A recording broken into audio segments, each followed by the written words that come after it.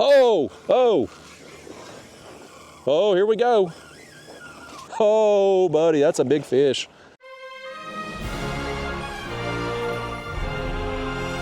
Hi, y'all. Good morning. That sun is coming up. The fog is burning off, and it's time for me and you to get after it. We're going after some big catfish today, y'all.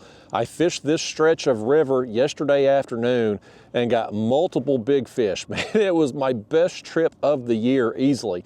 So I said, I'm gonna come back out here first thing this morning and try it again. We've got some high winds coming this afternoon, but right now, you look around, it is flat calm. So we're gonna get on the drift right here. I'm gonna get us some baits on. We're gonna get to it right now. Bait is kind of limited. I've got what we had left from yesterday. So these shad are a couple days old. Looks like we got 5 or 6 of them in here. So we ain't got a lot of bait. We just got the scraps here, but we're gonna make it work, man. And if we get on these fish again, if they're still here, we're gonna have a good time because we are gonna have some battles in this shallow water. I'll show you on the graph here in a second once we get these baits on, kind of show you how we're going to approach the day. But the areas we're going to be fishing are anywhere from 15 to 20 feet deep. So when we're suspend fishing today, we are only going to have out just a few feet of line under the kayak. So these takedowns are going to be big, man. They're going to be intense. The battles are going to be intense. We're in for fun today, y'all, if we get on some fish. So, and good news is you're seeing this video, we got on some. So here's the first bait. That is a gizzard shad head. That's a small hook. We're running light tackle rods today, which is going to make it even more fun when we hook into a monster. But that's a #1 size shiner hook. I've got 15-pound fluoro for the leader. That goes up to a swivel, then a 2-ounce egg sinker, 15-pound braid for the main line, and this is a prototype rod I've been running here from Catfish Sumo. They're making a lighter tackle catfish rod, and I've been playing with this a little bit, and we're going to use it today.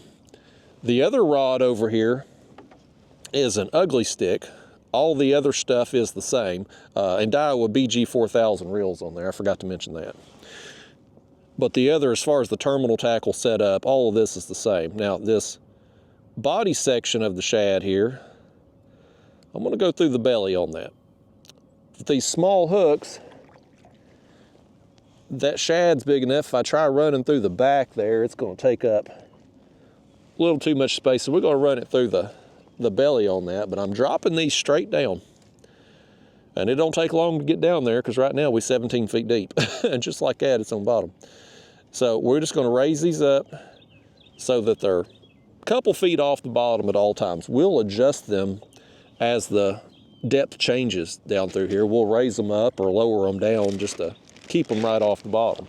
I'm going to take the rest of our bait here and put it in the cooler, and then I'm going to show you on the graph what we're looking at here today. Give me a second here, folks. Let me dry off my hands here. My hands are cold. It's supposed to be 60 some odd degrees this afternoon, but it's like 38, 39 degrees right now. So my hand's a little cold.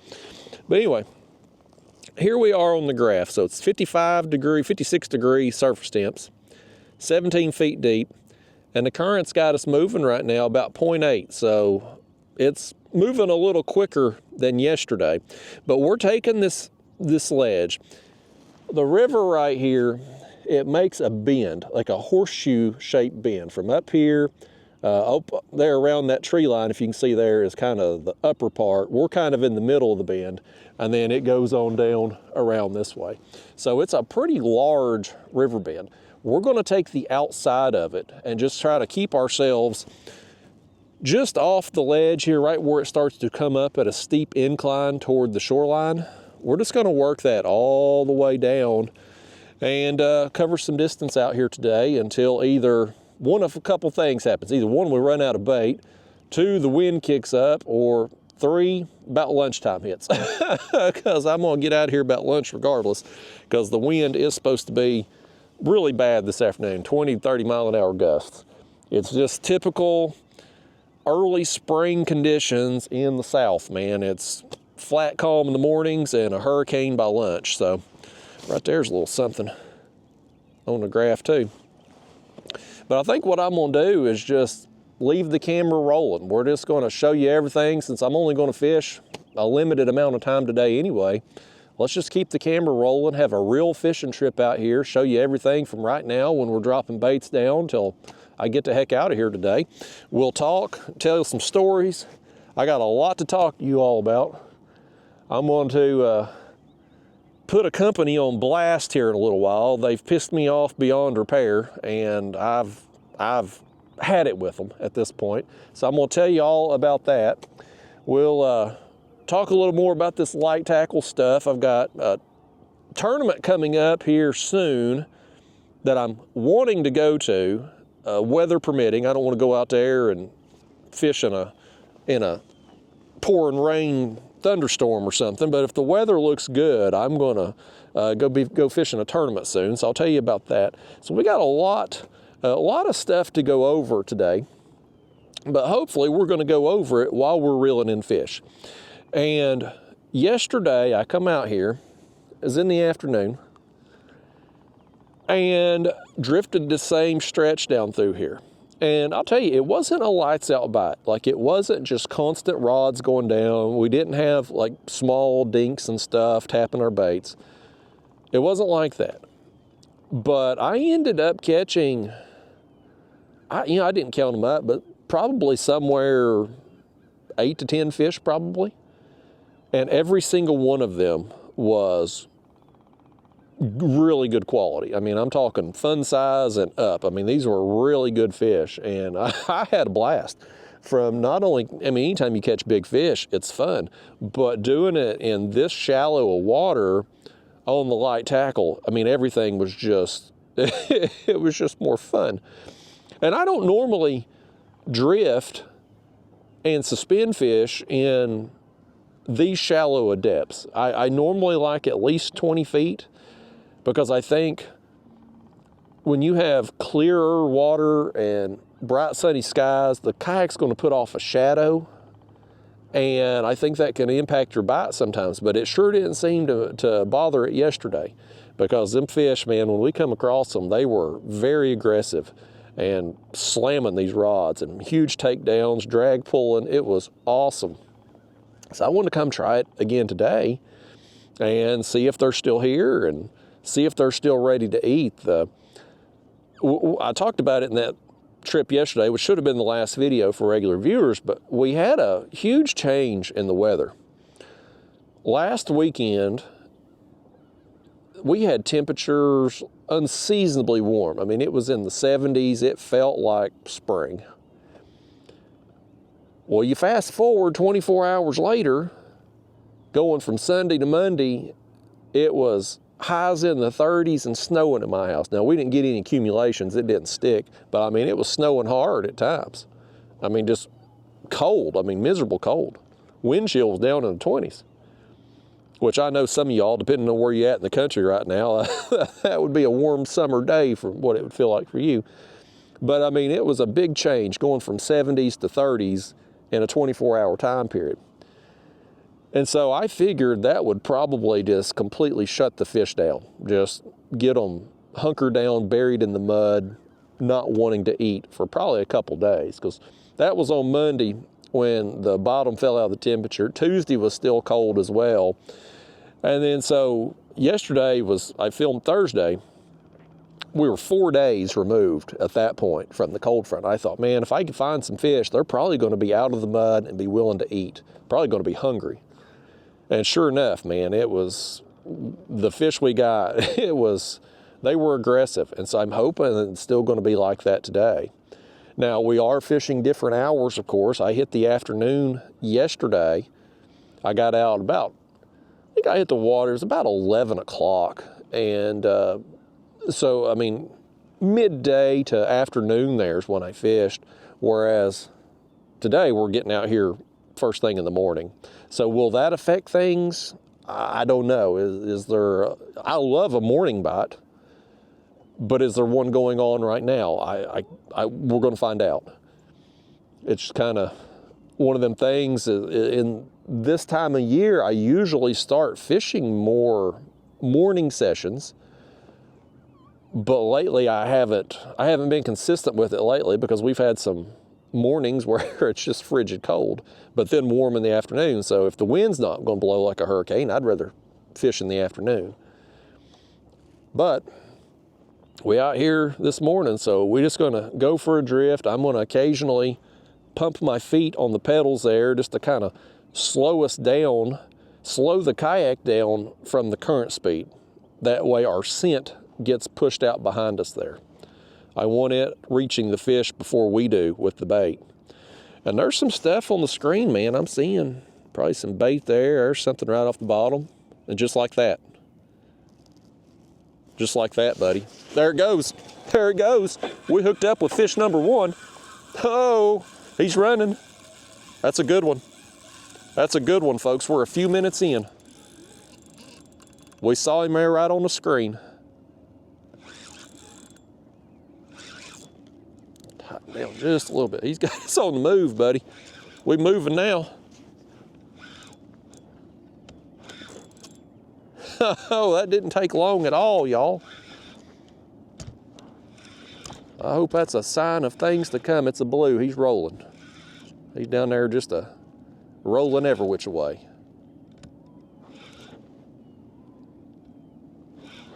Yes, sir, buddy. This is what I want to do today. Catch us some big fish. It wouldn't hurt my feelings at all if we used every bit of that bait we got left. I would have liked to have had us some more bait, some fresh bait for today, but I didn't want to spend time this morning trying to get it because I knew we got a limited amount of time we can fish today anyway with the wind and all.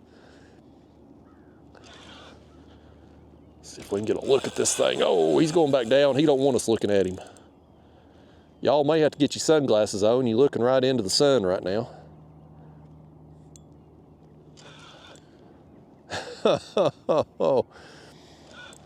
This is awesome, y'all.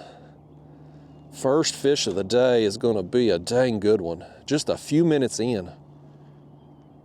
I mean, we're 12 minutes or so here on the camera right now. And part of that time was me flapping my gums. We ain't even had baits in the water that long. Man, y'all. Now, yesterday, this one hit the head bait. Yesterday, most of the fish, actually, I think like the first five or six bites came on the head bait. I mean, they were showing a clear preference. I did end up catching some on the body section, but the heads, those were the real deal yesterday. So we'll see how it goes today. Will they be showing the same preference today? We'll find out. This one obviously had a preference for it. I mean, these baits are just a few feet apart. Oh man, that's a good fish. Oh, you see that right there? That's a good one. We're gonna get him up here, get him close to the net. I want y'all to net this thing for me. 15-pound line, y'all, number one hook, and look at that. Look at the size of this fish on it. Let's get him over here. Get him in that net. There it is. Yes, we got him. Oh, buddy, look at this for fish number one. I can't hardly get him all in the net. Look at that. Oh, buddy. Yes. Yes, y'all. Yes. Fish number one is a whopper, man. Let me just put that back in the rod holder here. Let's see where our hook's at. There it is, right there in the side of the face. I'm gonna hold him up here. We're gonna give him some front camera time. This is one that's picture worthy for sure. No, easy, easy, easy fish. Let's do this first though. If we can get this, there we go. I wanna, bear with me a second here, folks. Can we drop this bait back down real fast? It won't take but a second. That way we get that head bait back down there. Should probably switch it out. But for the time being here, no longer than it's been down there, let's just get it back down there while we deal with this fish. That way if we come across another one that wants a head bait, we've got it ready to go. Okay, there it is. Oh man, y'all, that's exciting. Fish number one's a doozy, buddy.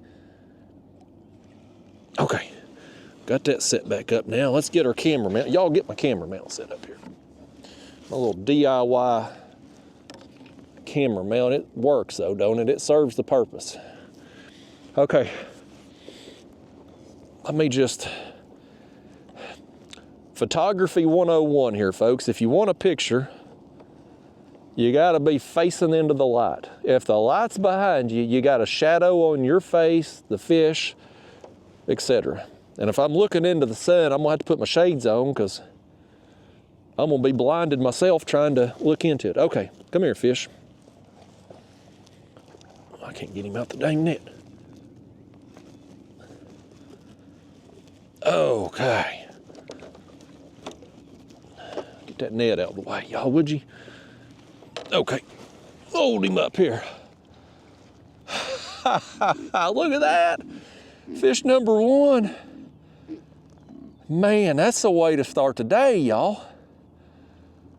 Oh, buddy. Man. I tell you, fish like this, fun no matter what, but on the light tackle, even more fun. Okay.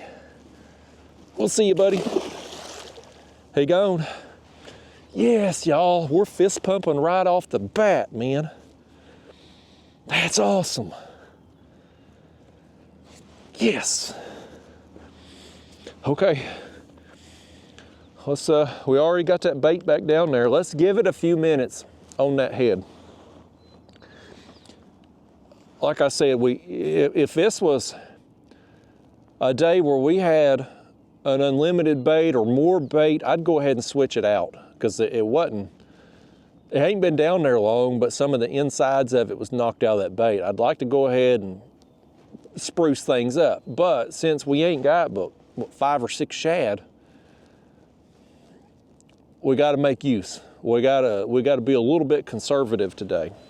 I should have probably got us some bait this morning. It was going to take some time.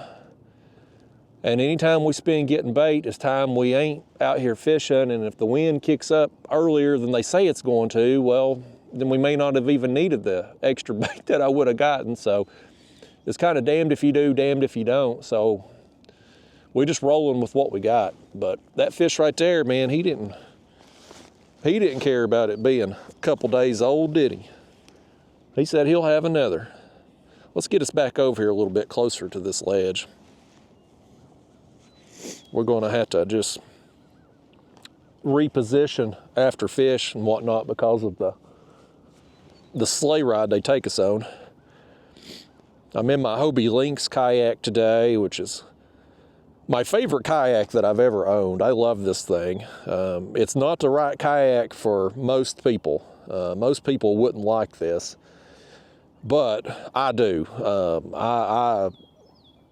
I love this thing, so I try to use it every chance I get, and since I started doing the light tackle stuff, it allows me the opportunity to catfish out of this kayak because the only way to mount rod holders with this thing is to use those plastic gear tracks on the hull. Those are garbage.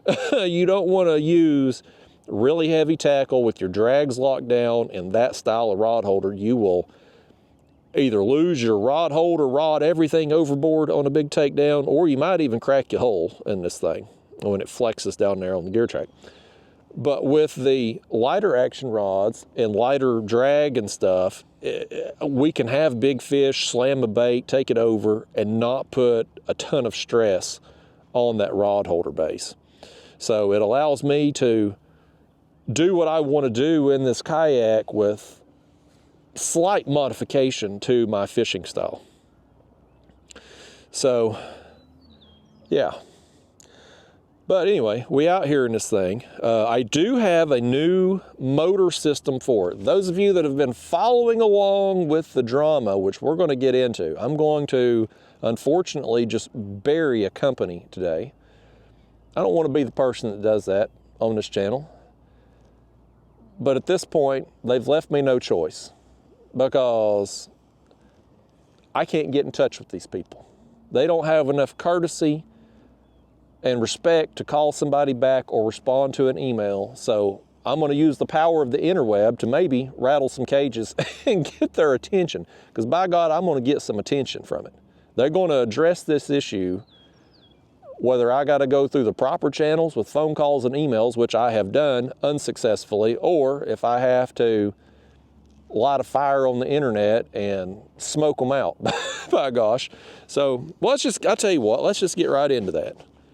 Everybody loves a good story, a good rant, and I'm about to go on one here. So, those of you who've been around a little while, you have seen this on my channel. For those of you, maybe this is the first time you've ever seen me, the first video you've ever watched, I'll give you a quick rundown of what I'm talking about and what's been going on. So, back at Christmas, I bought myself a little present for this kayak. I bought an FPV motor that is designed to go down in the pedal drive slot. It's a small trolling motor, electric motor, 24-pound thrust, not super powerful, but for what I wanted it for, which was variable speed basically. I wanted to be able to go at slow speeds for dragging for catfish, or have it on a day if I was making a long run somewhere and didn't want to pedal that full distance, I could pop the motor in and make it a little less taxing there as far as energy and body and stuff. So I bought that motor from Mariner Sales. They're a company down in Dallas, Texas. They've got a retail store there in Dallas, and then they've got a online store that they sell through their website. So I purchased that motor and received it. It was, I think the first time I filmed with it was actually Christmas Eve. I went out to do a channel members video, and I showed it to them, my channel members there. I do some extra videos for them and whatnot. And so that was the first time I used it. By the end of February, that motor had already torn up. And I didn't use it a lot. I mean, I maybe used it at the most 10 times over the course of those couple months there. And I think what happened with it was water got inside the motor. The seal must have broke because the prop is all seized up. You can barely turn it with your hand. It's like I assume it's, I'm not a mechanic, but I would assume water got in there, caused it to corrode, and seized up. So I reach out to Mariner Sales, the company I bought it from, and I asked them about the warranty process. If there was a warranty on it, this FPV, the company, they're out of Australia.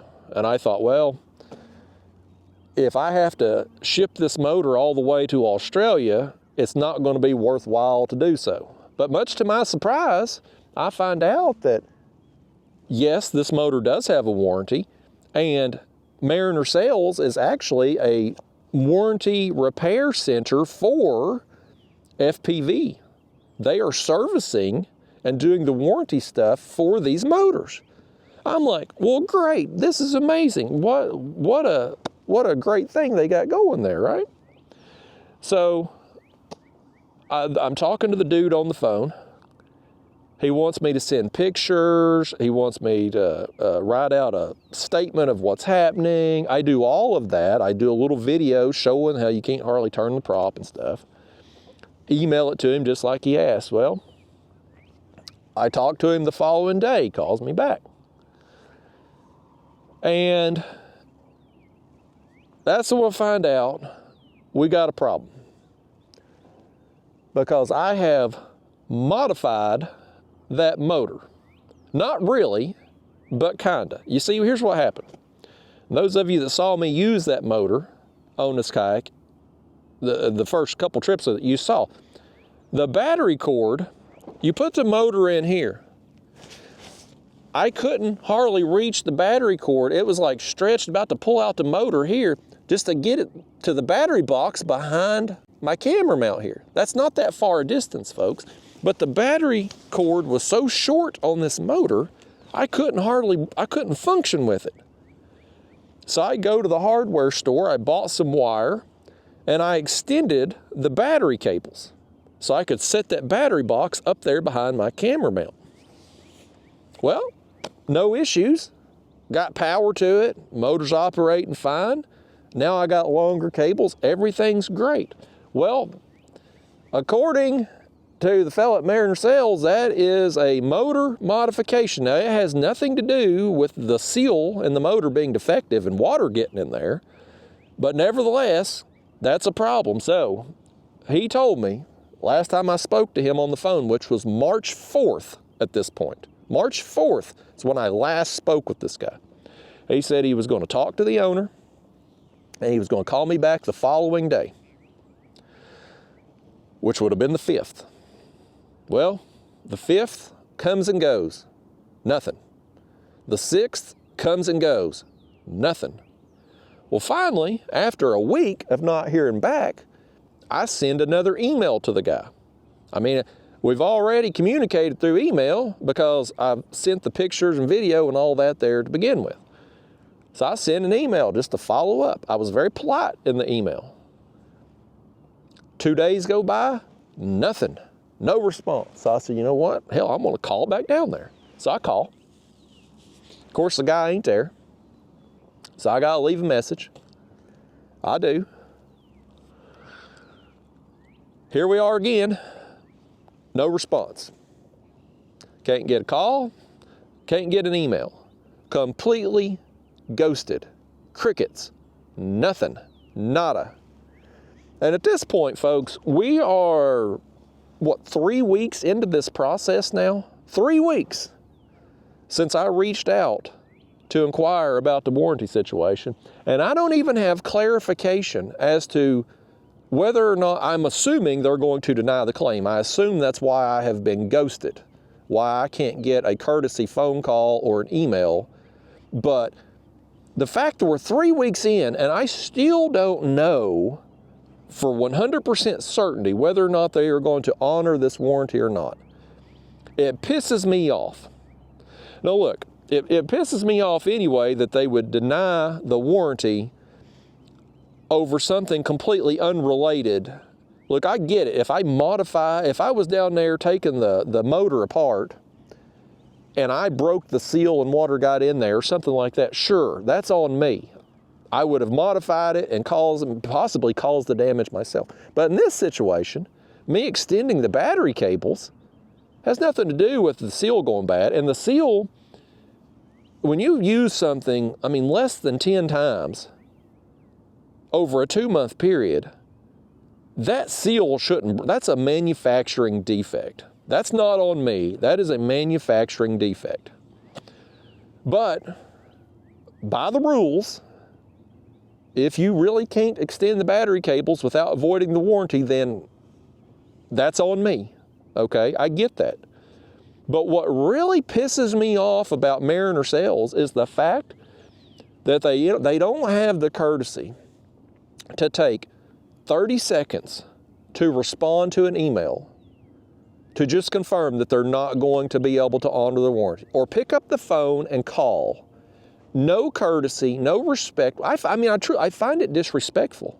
It pisses me off. That's the part that pisses me off the most about this. And I told the story about the motor messing up and whatnot, and I was trying to do the warranty process through Mariner Sales. I told about that in a recent video. And I had a real nice fellow reach out. His name's Josh. Shout out to Josh. He lives down there in Dallas, and he's an HVAC technician, and he services the unit there at the physical location for Mariner Sales. And he told me he would go in there and inquire about it. And I thought, that's a real nice gesture from Josh there. Real nice guy to be willing to take time out of his day to go do that on my behalf. But at the same time too, he shouldn't have to do that. Because why can't I get a phone call back? Why can't I get a response to an email? It's just bad business, folks. It's terrible, terrible customer service that his name's Dave. I don't know his last name, but his name's Dave. You can't pick up a damn phone or send an email. It pisses me off. So I'm going to tell you about it. I'm going to tell everybody about it to try to dissuade you from making the same mistake that I've made by purchasing this motor. Because one, the motor's junk. It shouldn't have tore up within just a few trips. So don't buy that FPV motor. buyer beware. But as far as Mariner Sails goes, think about this situation, okay? This motor is a relatively inexpensive, oh, hold on. Hold that thought. We got one pulling on that head bait. That's just a slow takedown right there, man. Slow takedown. He's gonna run now. Look at him, he's got us spinning. Look at him spinning us around. This is why I love this kayak, y'all. Oh no, he just popped free. Oh man. Dang. We just lost, y'all lost him right there. I shouldn't have let y'all reel that in. Every time I let y'all reel in a fish, you lose a fish. We're gonna keep this head though. We may need this again. I'm gonna switch it out, but we're gonna keep it. Let's put us a new head on here, and I'm gonna continue on, and I'm gonna tell you what you need to think about before you make a big purchase from a company like this. Let's get this head bait on here first though. We got priorities, folks. I'm gonna vent a little bit today, but priority number one's catching fish. That's 2 bites though. That was another good one. It felt like a good one anyway. Okay, we'll reset. How many more heads do we have? 1, 2, 3, 4, 5. Okay. 5, yeah. All right. We got 5 more we can work with there. All right. But anyway, this motor, I'm gonna spin us back around too. I wanna face into the current so I can kind of slow down our speed. That way we can get our scent in front of us. But this motor, man, I paid $200, it was on sale, it was $200 and something total. Which means Mariner Sails themselves probably have $100 and some odd wholesale cost in this motor. Like it's not a big ticket item for them. Like they're out of pocket. Even if they just said, you know what, we're gonna take care of this guy as a customer, and they replace that motor, they're not gonna be out a ton of money, right? So here's something for you to think about. If this company is going to deny my warranty claim over something unrelated just because they can, over a product that they've got $100 and some odd in, imagine what they're going to do if it's a product that they have a lot more money in, like a kayak. The retail price of these kayaks nowadays is insane. I mean, people, you go down there, you're going to spend $3,000 or $4,000 on a kayak. Their wholesale cost on the kayak is going to be $1,500, $2,000, $2,500 up, you know, depending on the model of the kayak. So you buy your kayak down there, are you just going to run it straight out the box? No. Most of you watching my channel here, you're probably into catfishing. And the kayak fishing industry, I don't have to tell you this, but it doesn't cater to catfishermen. When we buy a kayak, we generally have to make some modifications. We have to add some accessories to it. So you get your new kayak, maybe you're going to put an anchor trolley on it. Maybe you're going to mount some rod holders. Maybe you add some more gear track to mount other accessories. Well, to do that, you're going to drill into the hull. I mean, just something simple like an anchor trolley. You're going to have to drill into your hull. You've now modified it. So now let's say you're out there in your brand new kayak and run it a few trips and you end up getting a crack in the hull. And usually when a crack happens in a kayak hull, it's usually one of 2 places. 99% of the time, it's one of 2 places. It's either along the seat base or it's in the drive slot if you got a pedal drive kayak. Those 2 areas account for 99+% of cracks in a kayak's hull. If you had a crack in one of those places It would have nothing to do with the fact that you maybe drilled into the front and the back of the hull. Oh, body section. See if y'all can keep this one hooked up. See if you can keep this. Okay, that's a dink right there, buddy. That's a dinkity-doo.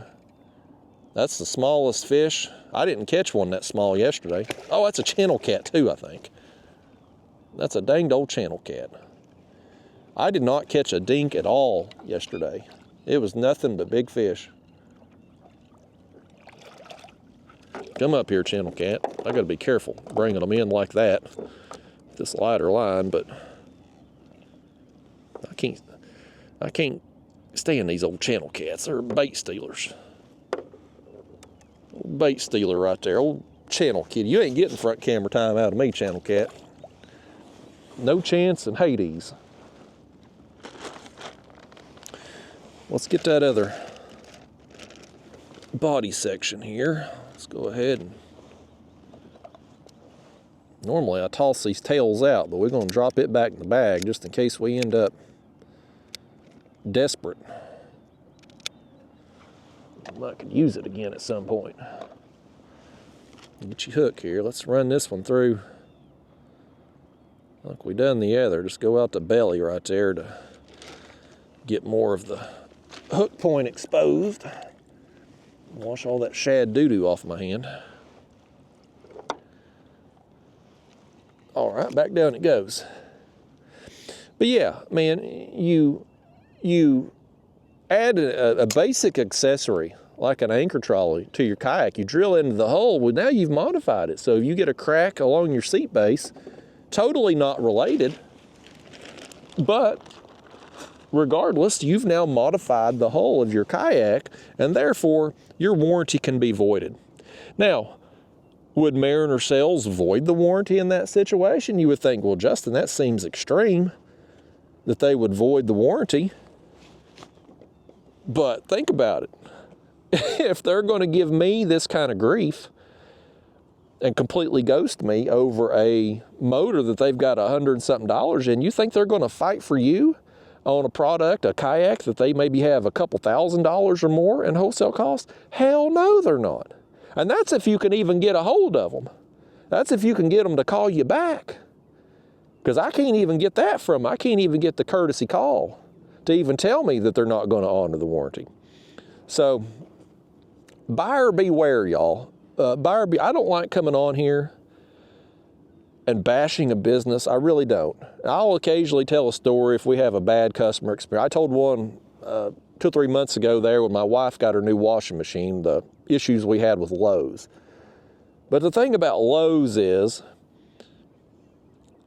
I have a fishing channel, and if we have a bad experience with a big box store, it's not, people that hear that story, watching the video, they're not going to stop shopping at Lowe's.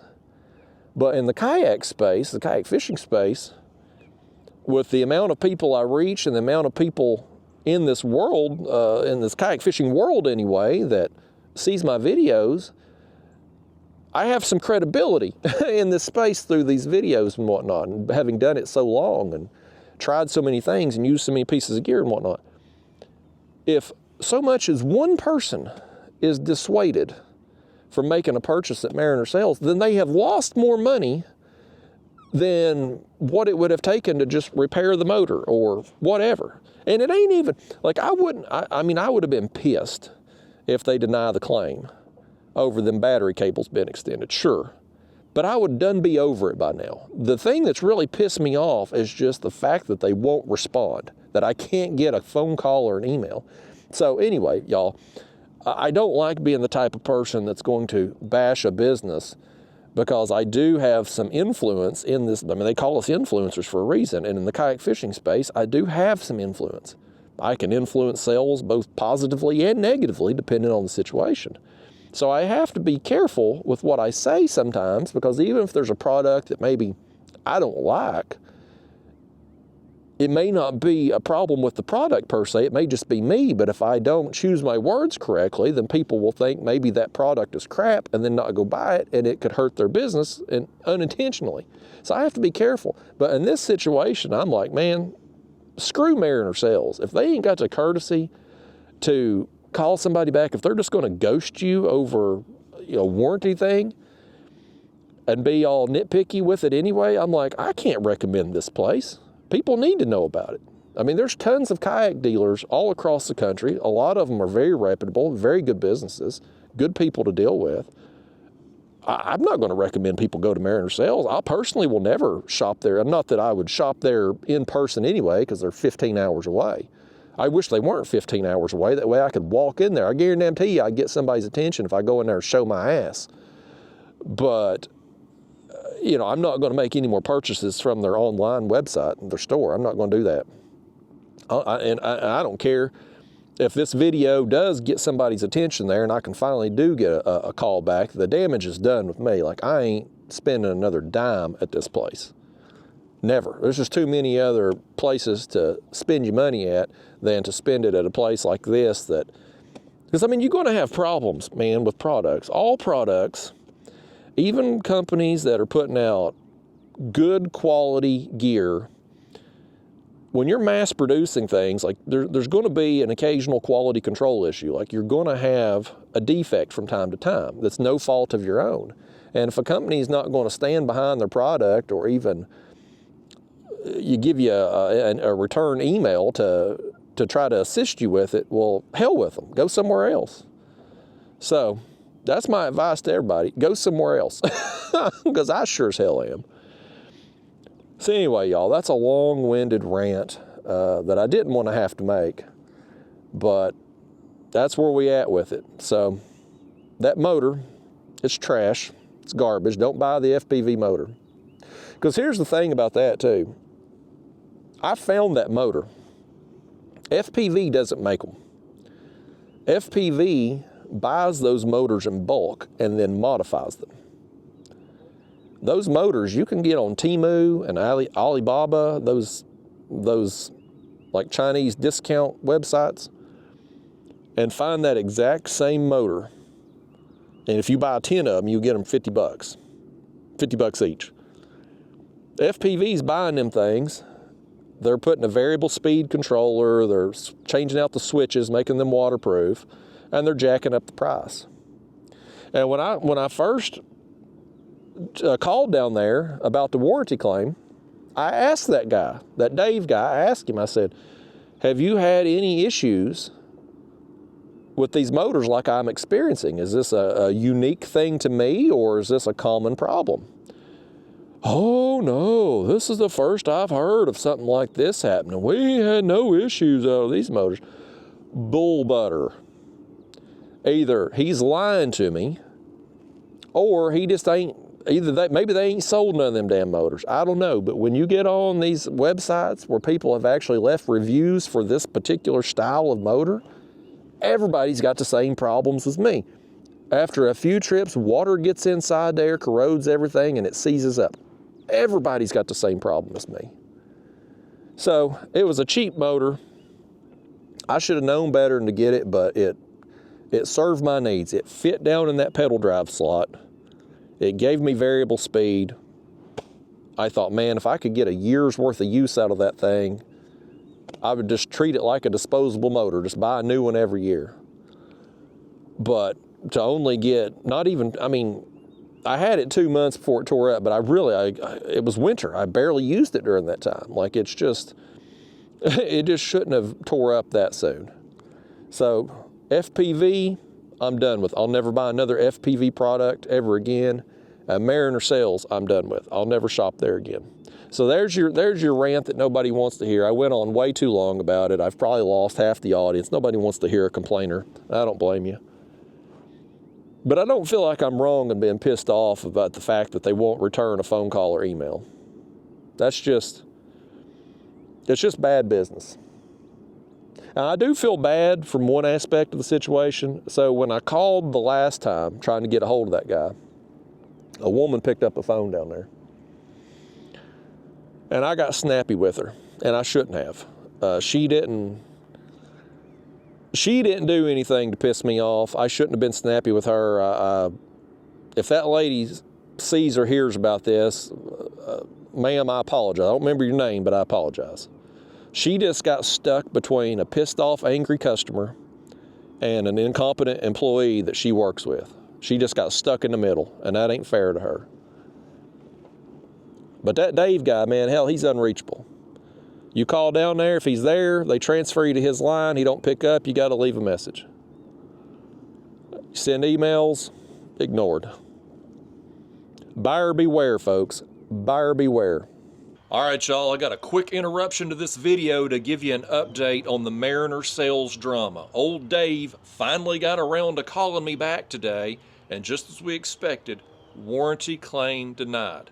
But, hey, if I'll send the motor back, they're willing to repair it for me. I said, hell no. Not no, but hell no. If I'm going to have to spend money out of pocket on this piece of junk right here, which I'm not, it's going in the trash. But if I was going to spend more money on it, I'll pay somebody else to do it. I'm not giving Mariner Sales another dime of my money ever.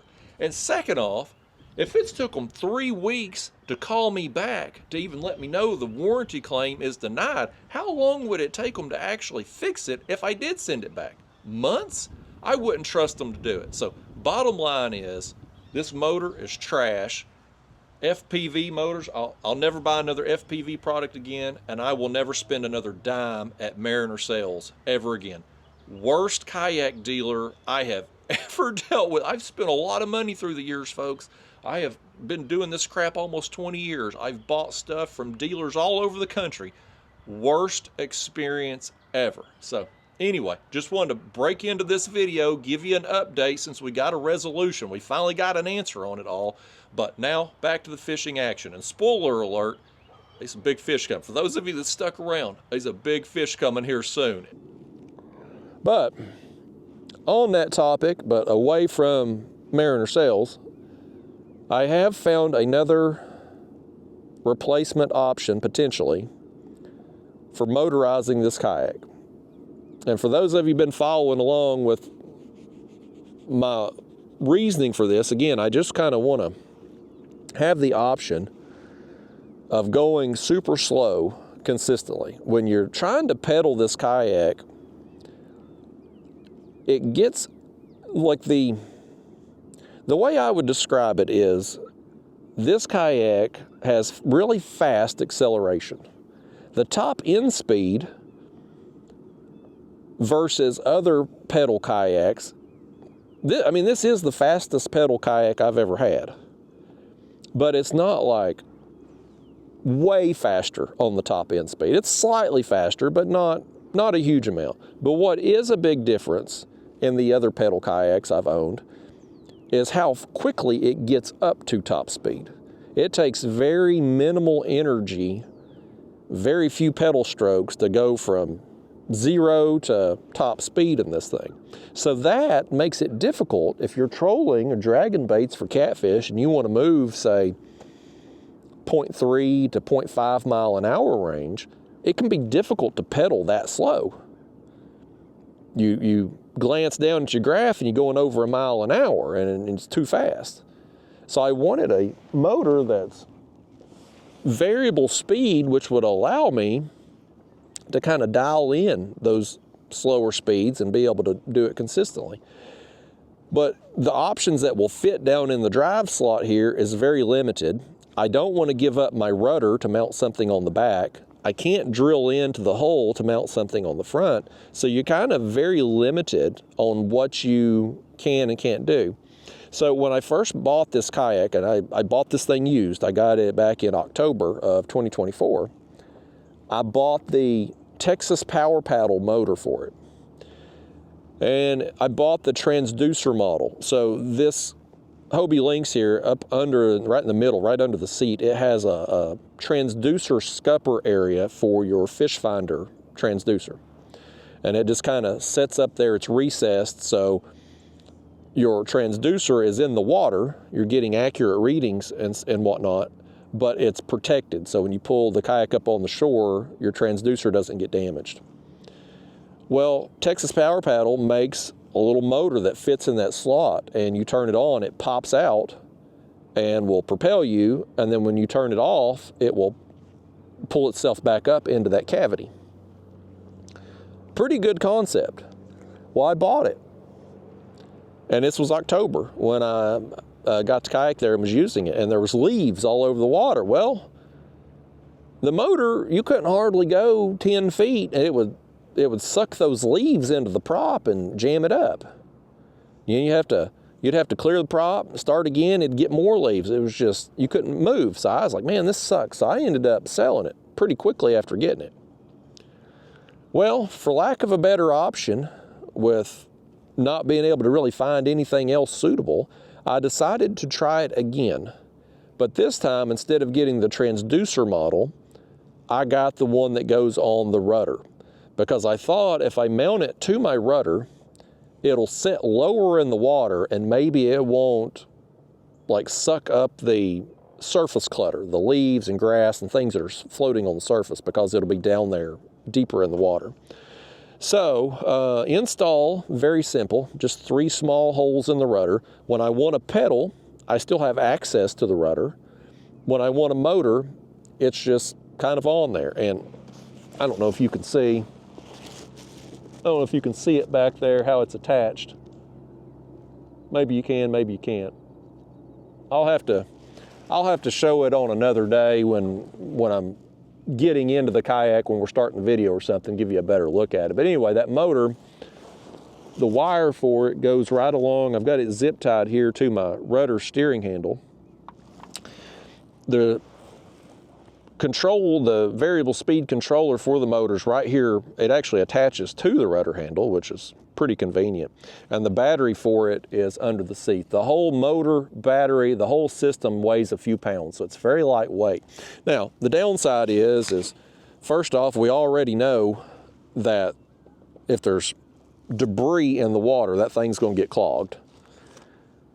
And you have to turn it off, clear the prop, do all that. We've been there and done that when I had it the first time. The other thing about it is it's a very weak motor, I guess you'd say. It's only 15-pound thrust. Now, it don't take a fast motor or a strong motor to propel this kayak because of the hull design.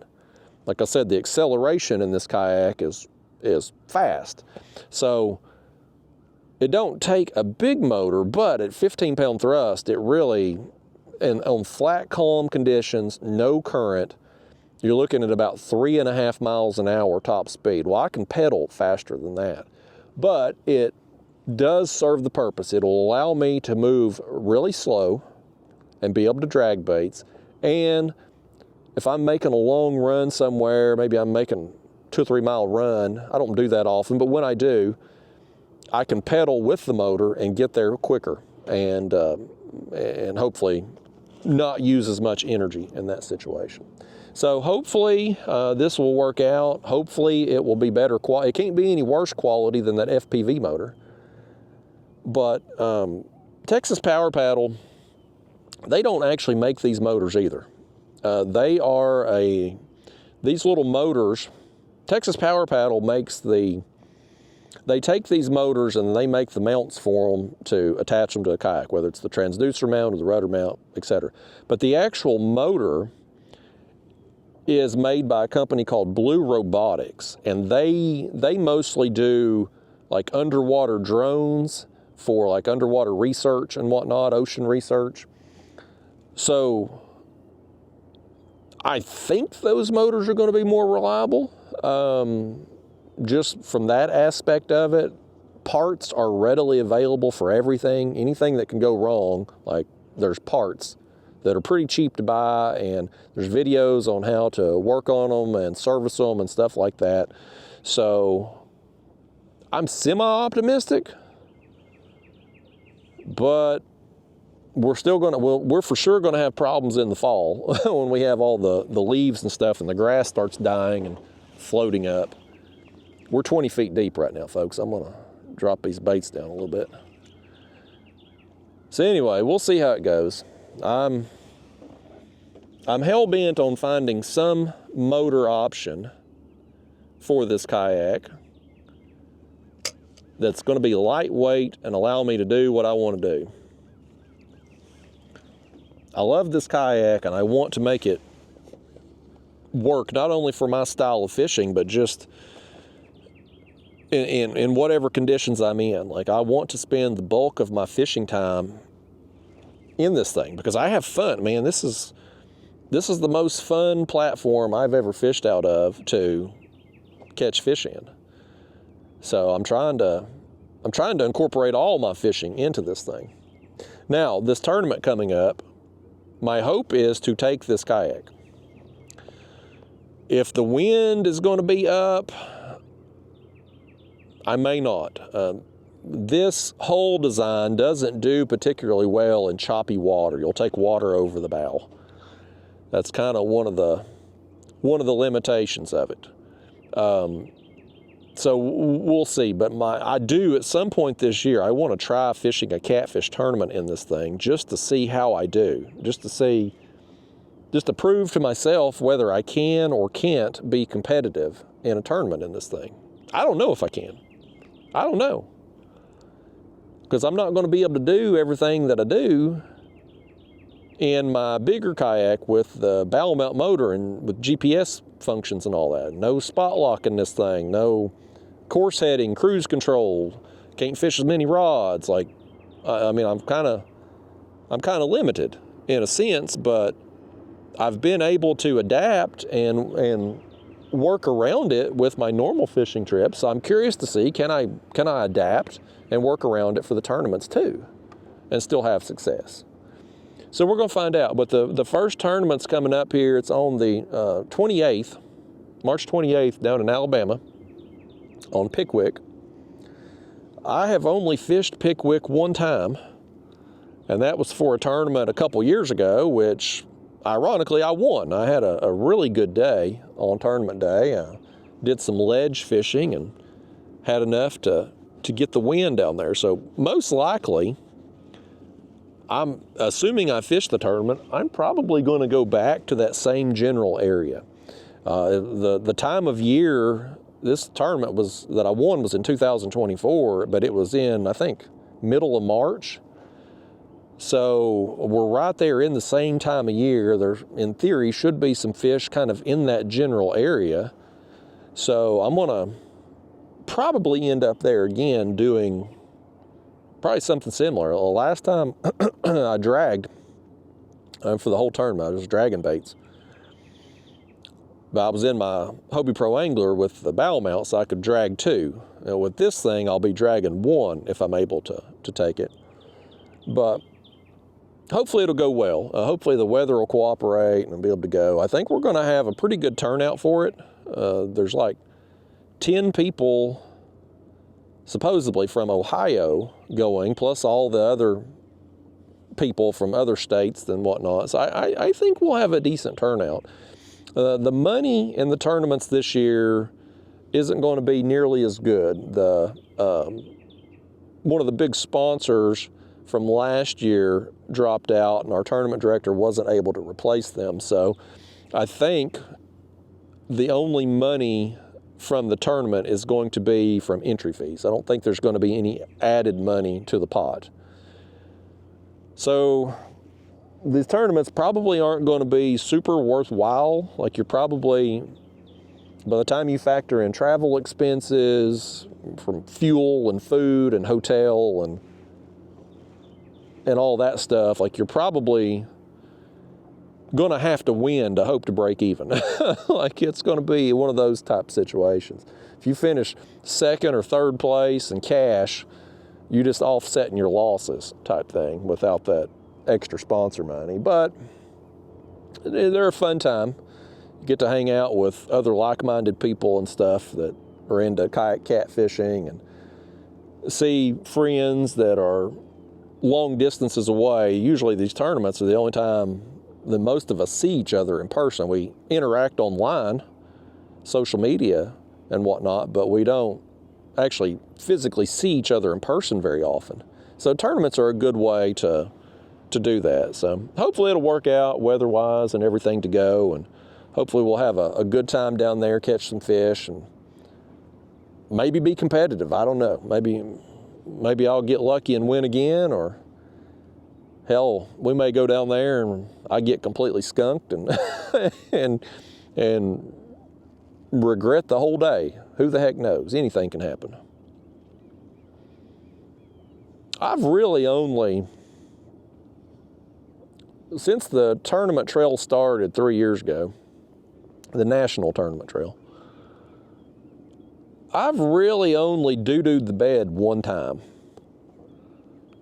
And I actually still cashed in that tournament. It was the Santee Cooper tournament. I caught one fish. That was all I caught all day, one fish. But it just happened to be the big fish of the tournament. So I got a check for the big fish prize.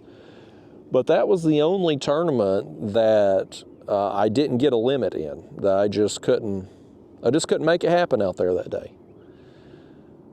I was clearly in the right spot for that one big fish, but I just couldn't get two more to go with it. So that's really the only tournament on the national trail that I just haven't done worth a damn at.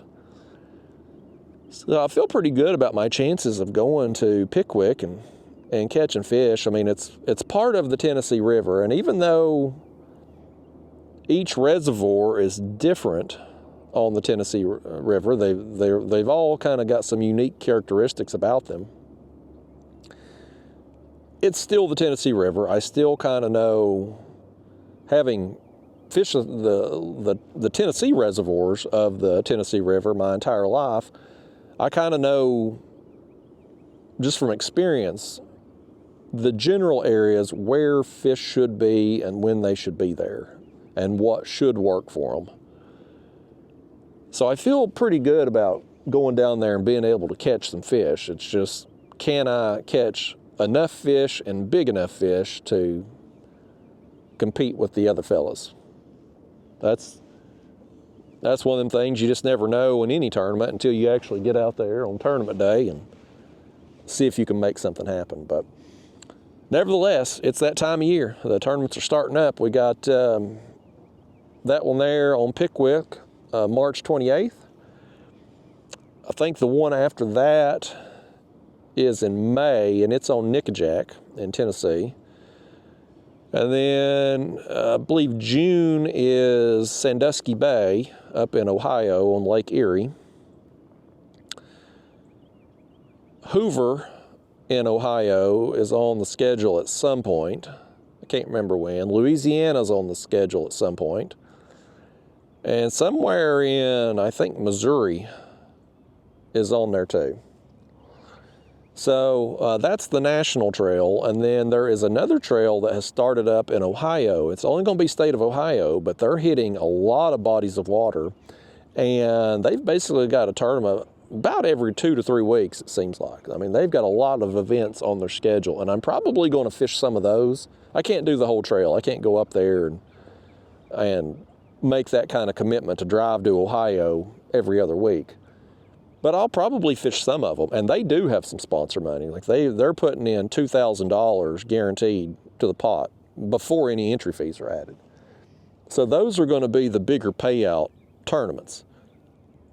So I'm probably going to hit some of those too. I don't know that I can really be competitive in those tournaments because most of our guys who fish the national trail are from Ohio. Like there's a big number of people who are kayak cat fishermen in the state of Ohio. Probably more kayak cat fishermen in Ohio than any other state would be my guess. Maybe Ohio, maybe Texas. Texas has a bunch down there too. But those guys that live up there and fish those bodies of water all the time, like they're going to have that knowledge and experience, and so it's going to be a little bit more difficult for me to travel to some of those places and be fishing new bodies of water. I mean, places like Hoover and Sandusky Bay, where I've fished there a few times now. Well, now I have experience, and so I feel like I can be competitive on those. But some of the other places that I've never been to before, it's going to take me a little time to learn the lay of the land, if you will, learn my way around and figure out what I can and can't do. So we'll see how it goes, but it's time. It's that time of year. We're going to get it going on the tournaments again. Hopefully have a good year and hopefully have some fun. Those of you who've been with me a while, you've seen me fish with Bottle Rocket Bort's, old Ryan. He's getting out of the kayak fishing game. He's not going to do it anymore. So he's selling his kayaks. So if any of y'all are interested in a bona fide XTR, you might want to reach out to Ryan and get a good deal on a used one there. He hasn't used it much because he got that thing and he's only been on a few trips with it. He got busy working and stuff, and so it should be in pretty good shape.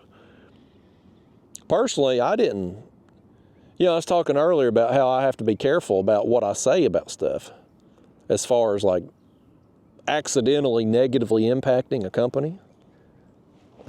First off though, we had something.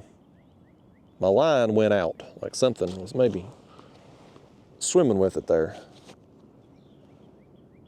I'm gonna need y'all to start catching some fish now. We started out with a bang and now we're an hour in, we ain't got but 2 fish. I need y'all to get it together here. But as far as like negatively impacting a company, even accidentally, like that Bonafide XTR is a great example of that. So I bought that kayak as soon as it came out. And I went out in it twice. And I was like, oh, I've made a mistake. Like I knew right away, like this kayak isn't for me. This sucks. And when I say this sucks, like I don't mean it from the kayak perspective. The kayak's fine. It was well built, a good quality, Bonafide makes good quality kayaks. It just wasn't a good kayak for me. It's a huge, it's really a plastic John boat, honestly. Like it's a big, super stable kayak with a very high weight capacity. And that's great if you are carrying a lot of gear. If you're wanting to put a bow mount motor and an outboard motor and a huge live well and all that stuff, like it's great for that because it has the weight capacity to handle it and still offer some stability. But that ain't what I like, man. I would rather be out here in a much smaller kayak, more maneuverable like this Lynx here, and just have fun getting towed around by big fish. Like when I'm in a kayak that's so stable it feels like a boat, well then I'm like, well hell, I might as well just get a damn boat if you're going to do that, because you lose the benefits of kayak fishing. Like you lose the fun aspect of just fishing out of a kayak when you're in one that's that stable, and you don't really have the benefits of space that you would have and speed that you would have in a boat. So it's kind of like you get the worst of all worlds in a sense. You don't get the benefits of the boat or the benefits of the kayak. And I realized that very quickly. 2 trips in and I'm like, gosh, I've made a mistake. I was trying to keep up with the Joneses. It was the shiny new thing that had just come out. I'm like, I'm gonna do it. And I regretted it. And so, but again, I have to be careful of how I say that I didn't like it, because I don't want people being dissuaded from buying that Bonafide if it may be worthwhile for them. Because again, it wasn't a problem with the kayak itself. The problem was with me and my needs and wants and preferences. Your needs, wants, and preferences may be different. And that's okay. We all like different things. Some people like blondes, some like brunettes, some like redheads. There ain't no right or wrong answer. You like what you like. So, yeah, but anyway, Ryan has his Bonafide for sale. As of yesterday, it was still for sale. So if any of y'all are interested, of course, this video, I'm filming it today. It won't come out for a few days, so it may be gone already by the time you see it, but you might reach out. Ryan, he's done with it. He's moving on from the kayak fishing. So I tried to talk him out of it, and I even offered him too. I was like, man, you can take if you want to fish tournaments, like I'm planning on fishing in the Lynx here, so like he can take my Hobie Pro Angler with the bow mount motor and all that. Like I told him he's welcome to swing by the house and pick it up, and he can take off with it. I don't care. but he don't want to do it. So I think he's done with the tournament scene and whatnot, and hopefully I'll get him back on video at some point. I like giving him hell, especially on these unedited videos like this. It's always a good time when him and I get together and talk some crap to each other on these things. I'm sure you all would rather hear me talk crap to him than to hear me talk to myself. Tell you all stories about crappy businesses like Mariner Sales. It's way more entertaining for me and Ryan to banter than it is for hear me rant about a crummy business. But yeah, y'all, that's pretty much where we're at with things. I sure hope this Texas Power Paddle motor works out. I mean, we know it ain't going to be good in weeds and leaves, and at the time when I first got it, I mainly just wanted it for the ocean.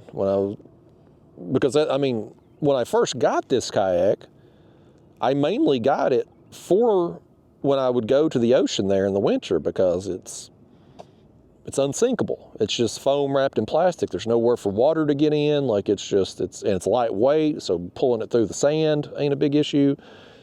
That's why I got it. And so I thought I'll get a little motor there just to help me fight the current out there in the ocean and stuff. But I knew if that Texas Power Paddle motor in the transducer slot, if it couldn't handle the leaves on the surface at home, it sure wasn't going to be holding up to that grass that floats down there in the Keys. Because in the winter, every time I've been down there, especially when you go further south, like 7 Mile Bridge and further down, there's just a ton of, I don't even know what you call it, I guess seaweed, like just floating grass through there. And I knew it would just choke that motor out. Like it wasn't going to be able to cut through it.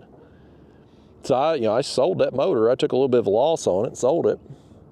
And here we are buying the same damn thing again. But hopefully this time, for what I'm needing the motor for now, hopefully it'll work out.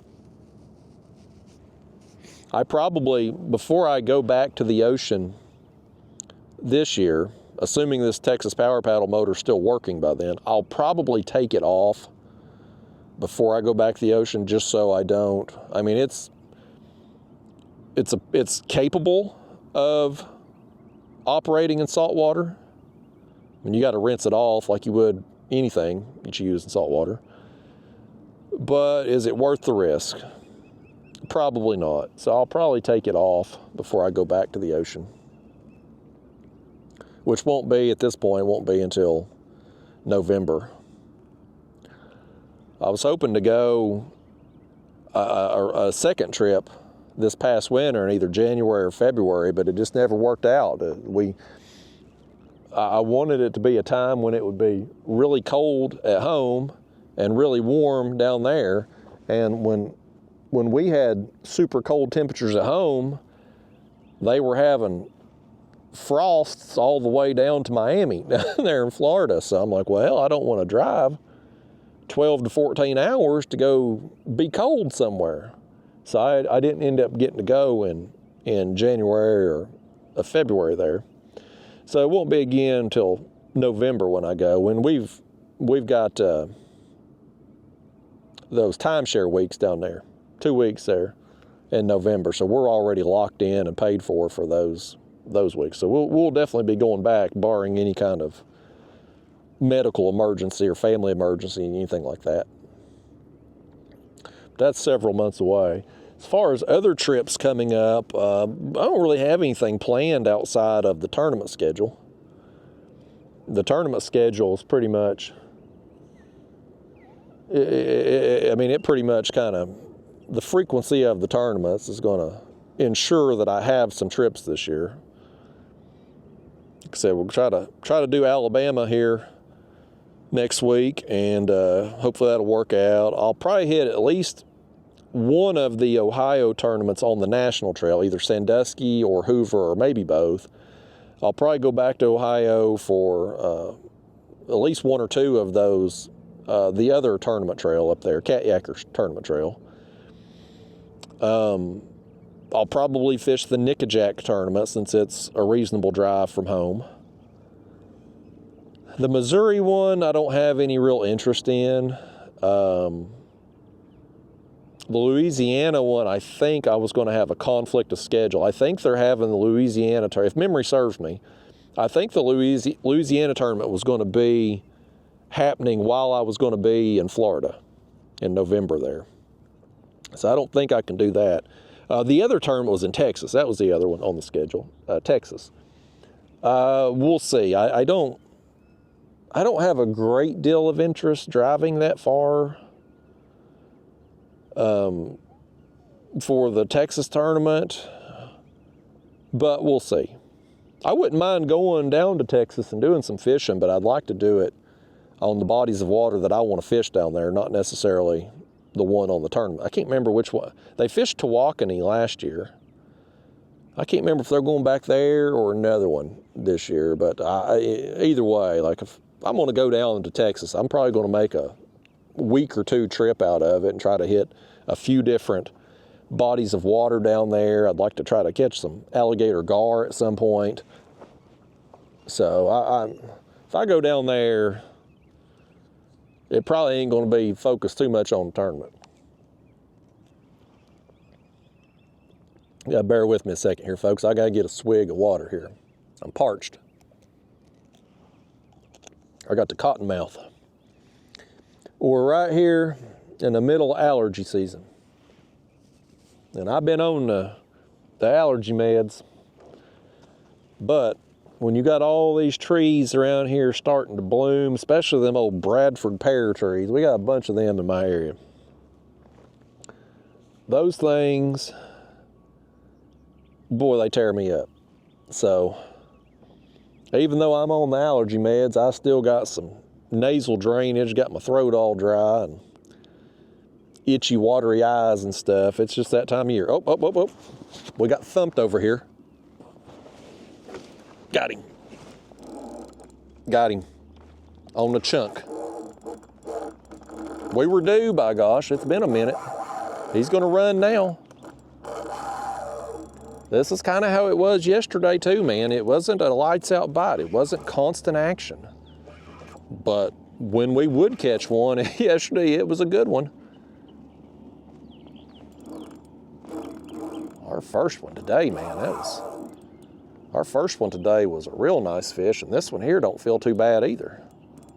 That channel cat was a dud, but this one here feels pretty good too.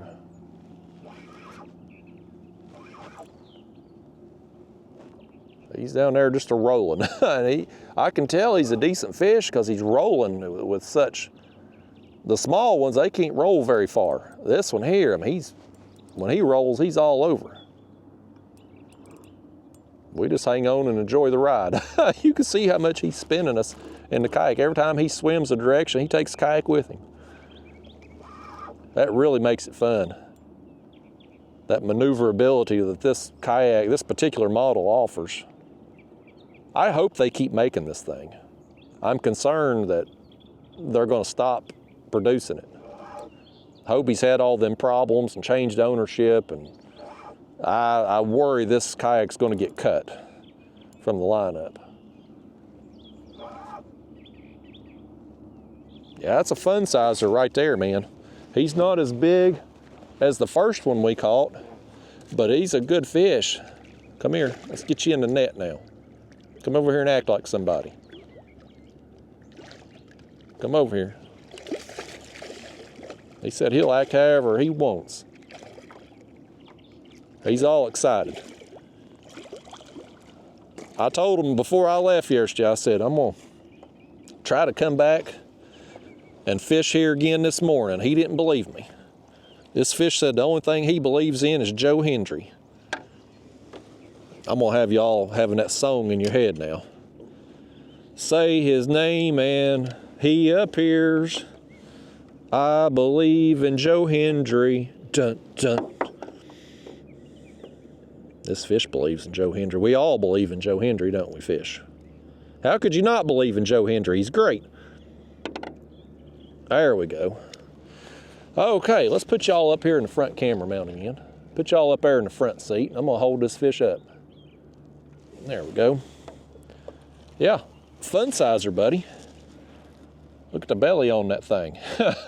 he's got a gut on him. He's been eating good.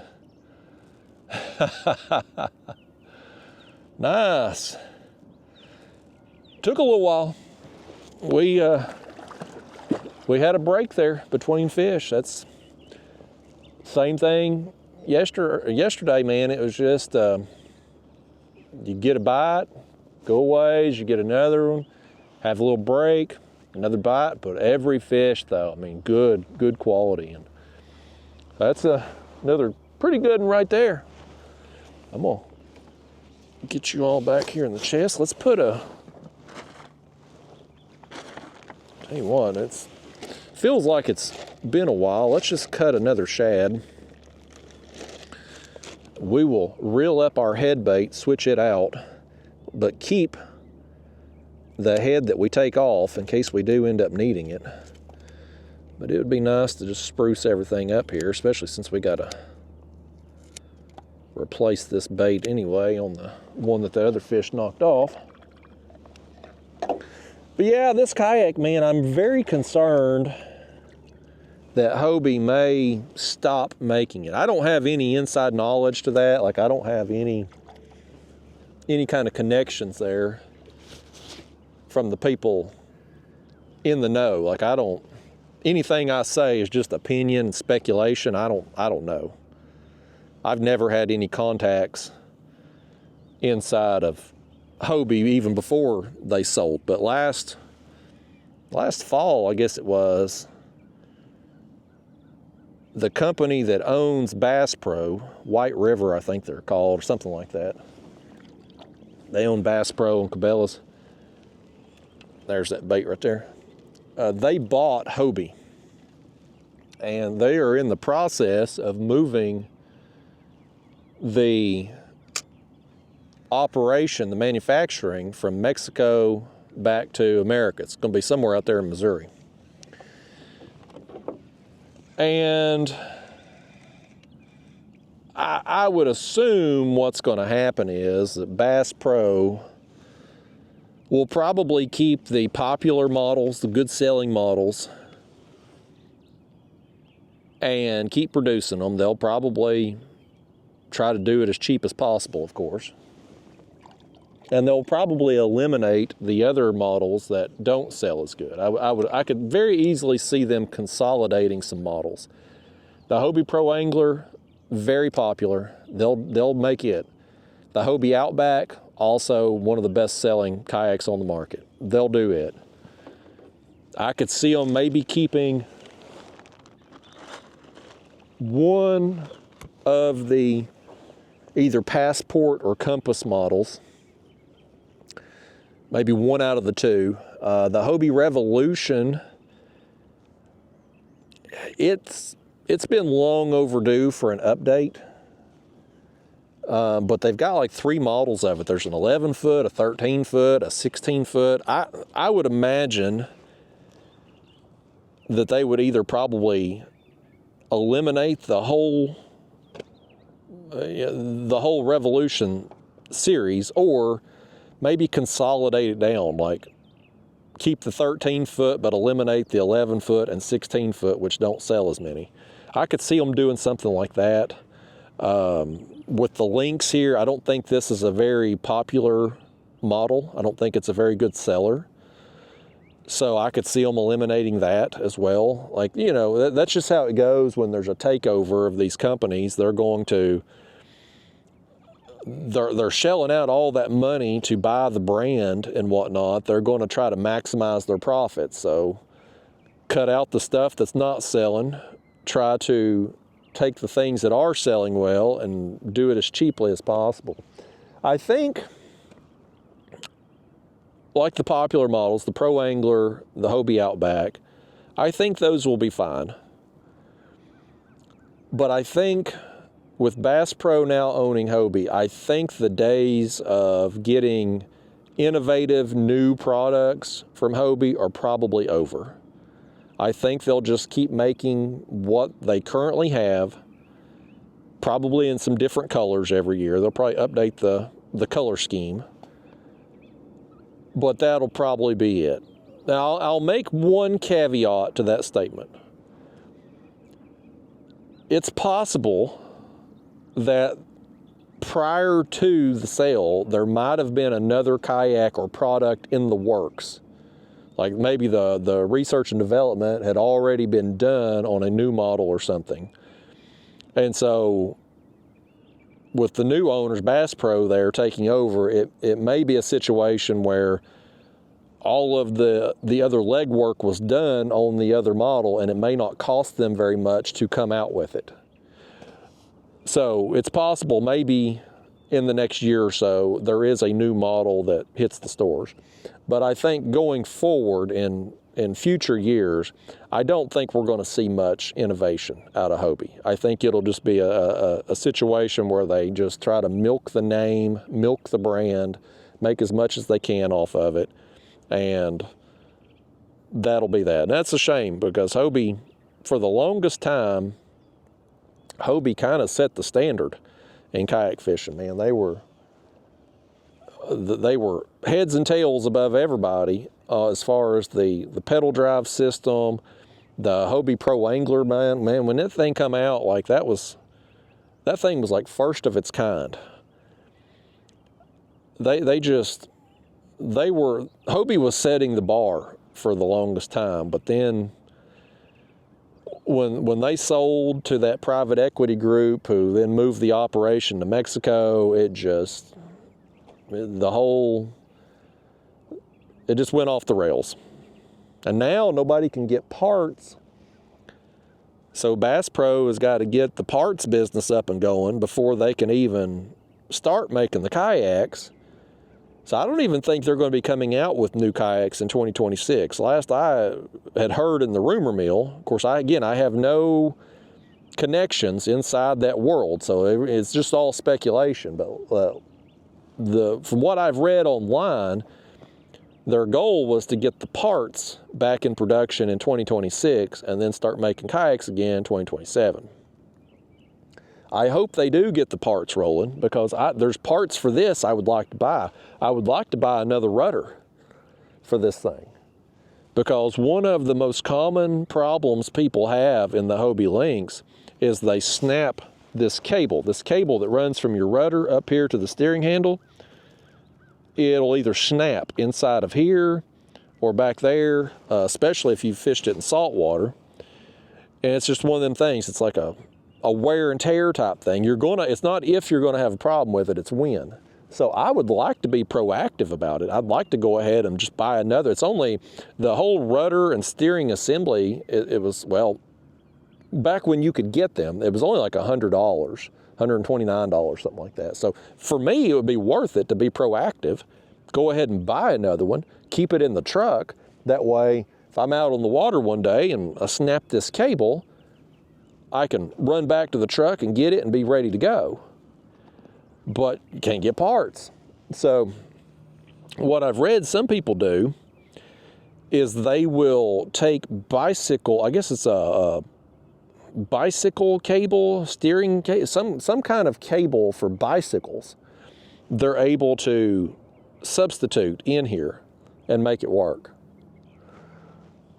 But it would be nice to be able to get parts again. That would be, I hope they're able to get that, at least get that part of the business up and going again. Because things happen. I mean, like I said, even good quality products, things happen. Things wear out. Things need replaced. You need to be able to get that stuff, man. You got to be able to get what you need to fix it. You don't want to have a bunch of downtime. And that was a problem with Hobie too. We were during the whole transition in the sale. You got all these people that had, because when they moved everything to Mexico, quality went off a cliff. They were having all these problems with the holes cracking and stuff. And people were getting warranty claims and they couldn't couldn't get them replaced, waiting months to get a replacement, and that's frustrating. I mean, that's frustrating for the average person, let alone somebody who's maybe a tournament fisherman. Some of these bass fishing guys, man, they travel all over the country doing these big bass tournament trails. They have a problem, can't get it fixed. So, and definitely somebody like me doing this for a living, like I need equipment I can count on, things that I can trust, things I know are going to perform for me. And if I have a problem, I need to get it resolved quickly. So, but nevertheless, I'm hoping they get it together. I hope they keep making this kayak. Probably what I would do, if they did make an announcement that they were going to be eliminating this kayak, I would probably go buy another one and just put it up. Either find a dealer that had one still in stock, or pick up another used one. I bought this one used. It barely used when I got it. The guy actually had, that I bought it from, he had two of them. He had one for him and one for his kid, and it's like good intentions. You know, he bought the extra kayak for the kid, and the kid never went with him, so he sold it. So this thing was barely used when I got it. And I saved a few $100 by buying it used. And I really haven't done much with it as far as accessories. I put a keel guard on the front. My camera mount there is a DIY job. I had another normal camera mount. And when I went to Florida, I left it on the side of the road down in the Everglades. So I had to run to the store. I went to Best Buy and Home Depot, and I jimmy rigged that mount in the Best Buy parking lot. And it actually works pretty good. I'm like, well, hell, that's better than the mount I had, which I ended up, when I went back down to the Keys, I was staying on the mainland of Florida. I drove down the Everglades, fished, went back up to the mainland area and stayed. And then that particular trip, I was picking up my wife and then driving on down to the Keys later on when I picked her up in the airport. So on our way down to the Keys, we swung by the area I put in at, and my camera mount was still there on the ground. So I was able to get it back. But I prefer the DIY MacGyver one that I made. So I just left it on. But otherwise, man, I've added cup holders and rod holders to this kayak. That's it. I've kept it pretty simple. I like it simple. It's a very lightweight platform. I can fit it in the truck. No bed extender needed. I don't need a trailer. I can launch it anywhere. I like that about it. I'm a big advocate for a trailer. Like I ran a jet ski trailer with my kayak for over a decade. And then I got that fancy trailer there last year for my Hobie Pro Angler, the heavier kayak there. But like when I was driving my car and towing the kayak, having the trailer was a huge benefit.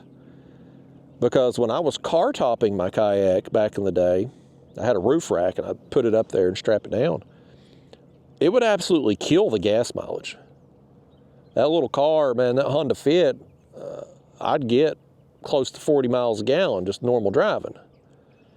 But with the kayak up on the roof, I'd get 20, 22 miles per gallon. Like it literally cut your gas mileage in half. Well, when I started towing it with the trailer, my gas mileage back up to 32, 35 miles a gallon. So when you factor in the savings you get in fuel savings from the trailer ends up paying for itself in a relatively short time. So I'm a big proponent of using a trailer if you've got a car towing a kayak. But once I got the truck, I'm like, well, man, I can just throw this thing in the back of the truck bed, especially one this short. I don't need to put the bed extender on. Don't have to fool with the trailer. So when you're traveling somewhere especially like when I go to Florida. You get down there at the beach, there ain't parking. You don't have parking for trailers. So it's nice not have to fool with that. And then you don't have to worry about blowing a tire on the trailer or blowing a bearing or something like that. It's just one less thing to go wrong on a trip.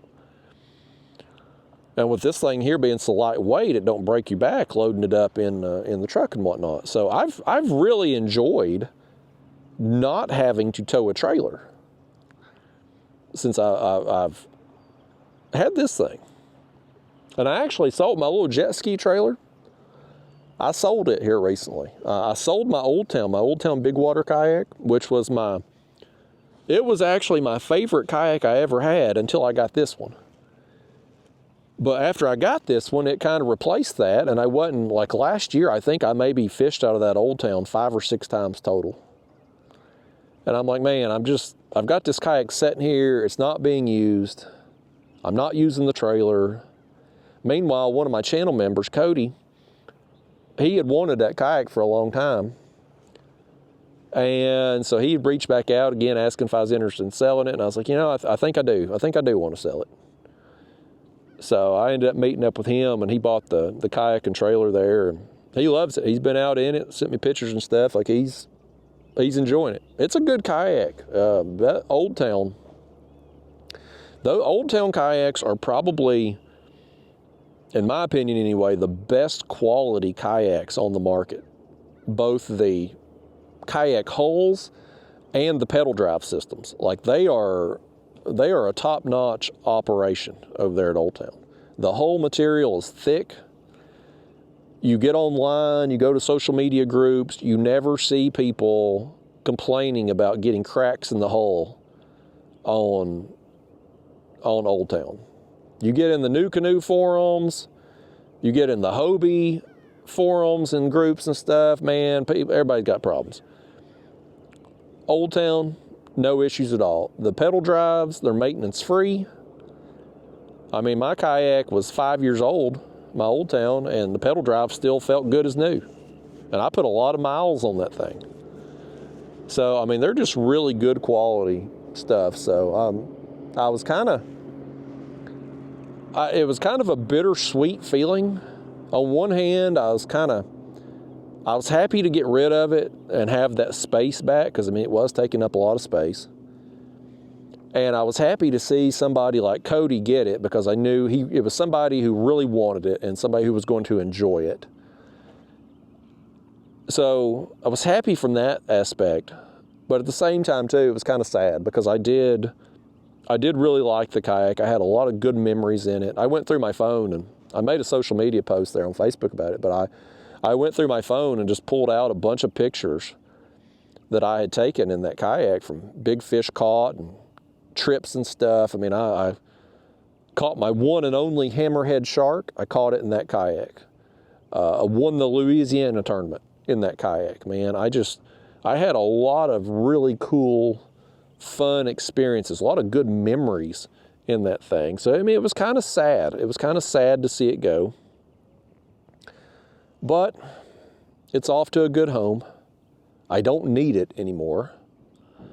And so, yeah. So right now, I'm down to 3 kayaks, which is still about 2 too many, if we're being real. But I've got my Hobie Pro Angler with the bow mount and the big fancy trailer and all that. And then I've got the Native Slayer Propel LTE model that I got there last summer and used a few trips. And I'm in the process of selling it now. One of my channel members, Brian, he's interested in it. He's looking to get it at the end of the month. And if that falls through, if he changes his mind and doesn't want it, there's another fellow that's a channel member. He's wanting it. So I'm going to be getting rid of it here probably in the next 2 to 3 weeks and get it going. I had high hopes for the Native Slayer Propel there. It's a good kayak. Again, it's another one of those situations, like, it's not the right kayak for me, but it is a good kayak. It's a good quality kayak. It's just what I was kind of hoping when I got that Native Slayer, I was hoping it would be kind of a best of all worlds between this Hobie Lynx and my Old Town Big Water that I had. Like, I wanted the lighter weight, more maneuverable aspects like I get with the Lynx, but I also wanted a rotomolded hole that I could drill into to mount rod holders more securely. And I thought I would be able to do all of that in the Native Slayer, which I could. I mean, it is very maneuverable. It's lighter weight. It's not as light as this, but it's lighter than the Old Town. So it was kind of in the middle with that. But the big thing that really made me just not want to keep it, to want to get rid of it, was the speed. It's just slow. The whole design, the length, like, it's just not built for speed. And so my pedaling speed in that thing, if I was hoofing it, looking at about 3 miles an hour. A casual pedaling pace, 2.5-ish. Whereas in the Old Town Big Water, a casual pedaling pace would be over 3 miles an hour, and if I was really hoofing it, I could get up to closer to 4. Same thing with this. A casual pedaling pace in this is between 3 and 3.5, and if I really hoof it, I can get up over 4 in this thing. So, I mean, it's, and I know you're talking like, well, Justin, hell, it's a mile an hour, who cares? Well, when you talking going from 4 miles an hour down to 3 miles an hour, yeah, it's only a mile an hour difference, but it's a big percentage. Like, it's a big difference from that aspect. So, I mean, when you're talking about a mile, at 3 miles an hour, it takes 20 minutes to go a mile. At 4 miles an hour, it takes 15 minutes.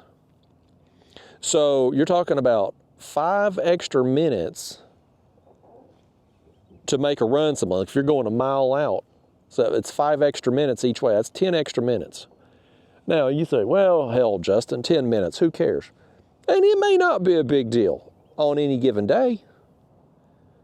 But you take 10 minutes extra fishing time per trip, multiply that out by however many trips you fish in a year. 50 trips, 100 trips, maybe more, depending on your work schedule and family schedule and all that. Multiply 100 trips times 10 minutes. Folks, that's a lot of extra hours with baits not in the water. And that's just if you're like traveling a mile. What if you're fishing an area where you have to go further than that? Like, those minutes just keep adding up, and over the course of time, man, you give me an extra 8 hours, 10 hours or more over the course of a year, I promise you that's going to translate into some fish. I promise you it will. It's the statistics, man. You know, the math be mathin'. Like, it's going to, extra time on the water with baits in the water is going to produce more fish. So, anyway, that's my thoughts on the Native Slayer. It's a nice kayak, but just didn't accomplish the goal that I hoped it would accomplish, being the perfect balance between this and the Old Town. So, sold the Old Town, selling the Native. I'm going to keep my Hobie Pro Angler. One, because I want to have a backup of everything. Kind of like I talked about wanting to get an extra rudder here on the Hobie Lynx. When you have something go wrong or break, I don't want to have downtime, especially with me filming videos and trying to keep the lights on at the house and stuff. Like, I got to be able to go out and hit the water and make videos. And so I've got to have functioning equipment. And so if something goes wrong in either one of my kayaks, I have another option. So that's important to me. So I'm gonna have 2 at all times. Now, I may end up, if I find another kayak I like better, or if I have a problem with the Hobie Pro Angler. It's certainly at that age where I'm going to have problems. I may replace it for something else, but I'm planning on at least having two. The Hobie Pro Angler, it's a 2017 model.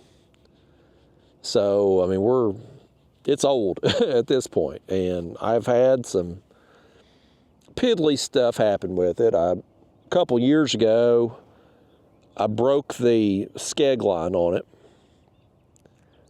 and I can't figure out for love or money how to replace it. So I ended up just taking the whole skeg off. I just took the whole damn thing off, pulled the cord out, completely removed it. Because it was always down, like I couldn't raise it anymore. And there was times I didn't want the skeg down, so I just took the whole thing off. A few months ago, my seat broke. Well, the seat didn't break. The, what's the word? Them cords that you adjust the seat height and the seat back. One of those just snapped. I was sitting there and boom, my ass just fell through the seat. It's like the universe telling me I'm getting fat or something. So I was able to replace the bottom cord, but I couldn't replace the back cord because, again, you can't get parts from Hobie. And I couldn't find anybody that had them in stock. So, I found the bottom part, but I couldn't find the back. So that back piece is probably, if the bottom piece dry rotted and snapped, I would imagine it's a matter of time before the back one does too. So I'd like to go ahead and replace it if I can ever find a part. But stuff like that, I mean, one would assume my rudder line is probably gonna snap at some point just from so much use and age. I've built up the keel on the front. I've plastic welded it, putting more plastic on just from, that area is in any kayak, is gonna be what takes a beating. When you pull up on the shore and you're slamming into rocks and gravel banks and concrete boat ramps and stuff, like that part takes a beating on the kayak. So it's good to have a keel guard. Like on this one, I glued a keel guard on, but on that Hobie, I had extra scrap plastic. I just plastic welded. Take a heat gun, melt the plastic. You take a heat gun, you heat up your kayak, get it kind of shiny, get the plastic not really melted, but just real hot, and then you melt the new plastic and put it on there so that it bonds and sticks together, and you can kind of build up the front there again. So it doesn't look very pretty. It's because the plastic was all different colors and stuff, but it's functional. But stuff like that, you know, the things happen with age. Kayaks are plastic. They're not meant to last forever. You take care of them, they'll last a long time. I mean, that Hobie Pro Angler, man, it's almost 10 years old and still doing good for me. Just few piddly things here and there. But it's not going to be, you're not going to keep a kayak for 20 years. It's not like an aluminum John boat that's, I mean, you get on Craigslist, well, Craigslist does Craigslist still exist? I don't even know. Everybody gets on Facebook now, Marketplace. But you know what I mean. You go buy a used John boat, you can find a model from 1965 and that thing will still be floating. You might have to replace some rivets, but them aluminum John boats, man, they're indestructible. Kayaks, plastic, you leave them sitting out in the sun, they get the UV damage. Like you ain't gonna get that kind of longevity out of them. You know what I wish would happen right now? I wish y'all would catch a fish. I mean, we've been at this now. Well, it ain't been an hour and a half. Feels like it's been longer, I guess, because we're having a hard time getting bites today. But I mean, I caught more fish in less time yesterday, is I guess what I'm trying to get at. So I don't know if it's a time of day issue with me fishing in the morning versus yesterday in the afternoon. Maybe they were more aggressive in the afternoon. Maybe they had just come out of the mud from the cold front and was feeding up yesterday, and so now it's not as active today. I don't know. I'm hoping we get some more fish here soon. The wind right now, I'm not really having to pedal because the wind has started to blow a little bit. It's blowing upstream, so it's slowing us down for it. It's doing if it could stay like this, it would be absolutely perfect because it'll slow us down just slightly. Well, speak of the devil, look here. Oh, he just let it go, didn't he? Just let it go. I thought I'd conjured one up. No, he's back on it. He's after it again. Tell him to eat it. I want to reel one in. He let it go again. That fish is like Joe Hendry. We said his name and he appeared. Speaking of wrestling too, I got some tickets. Monday Night Raw, when it's coming to Knoxville in May. I got some tickets. Me and the wife are going. I'm excited about it too. I've been into wrestling again. I watched it as a kid from being a small child. My great-grandmother, she was a huge wrestling fan, so when she would keep me as a kid, we had to watch wrestling.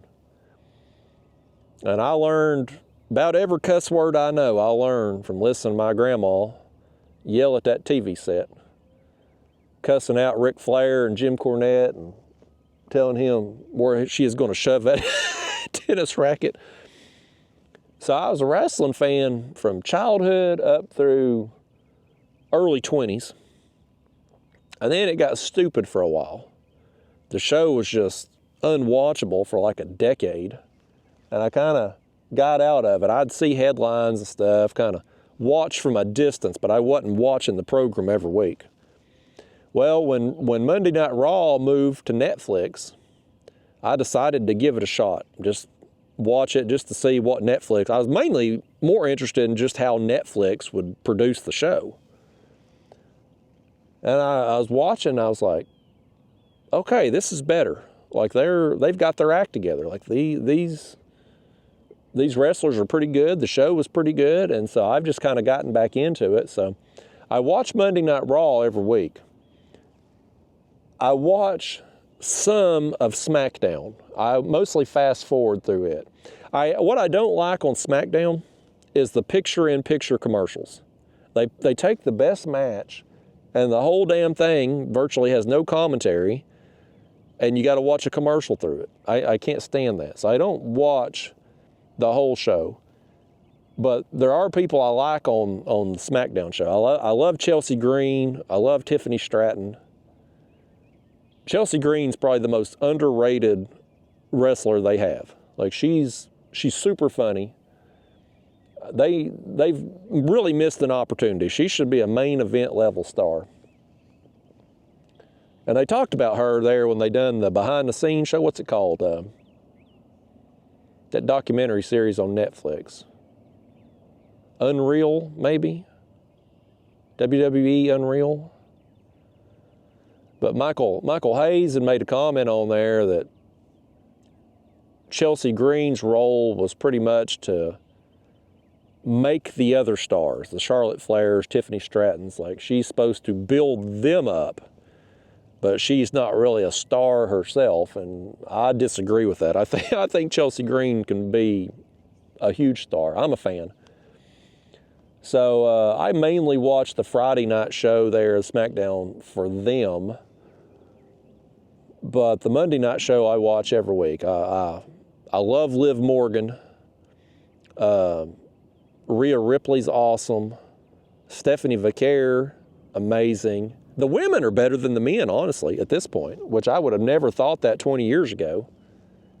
But I mean, the women now are putting on really good matches, and they can wrestle. But I'm fascinated right now to see the Obafemi Brock Lesnar feud. I think that's going to be awesome. I'm really looking forward to the WrestleMania match between CM Punk and Roman Reigns. I think that's going to be a great match. I like Dirty Dom. I think he's a great heel too. Like there's just some, wrestling's gotten good again, folks. I'm enjoying it again. So Monday Night Raw, they come into Knoxville. They came to Knoxville last year during John Cena's farewell tour for Friday Night SmackDown. Now we went to it, and it was a good show. And then we went, was it January? February? What is time anymore, folks? Anyway, they come to Knoxville again for an NXT show, non-televised, just a house show. But we went up there to it as well. But I'm most looking forward to Monday Night Raw, because that's the show I watch, and it'll be televised, and hopefully be a good show. We don't have great seats, because I wasn't going to spend a few $100s per ticket. Anything remotely close to the ring was just ungodly priced. So we're in the 200 level of Thompson-Boling Arena, which is still a good view, but you're a distance away. Like, we don't need binoculars, but like we're not right there on the action. So it'll be a good time. Looking forward to it. It's sometime in May when they come to town.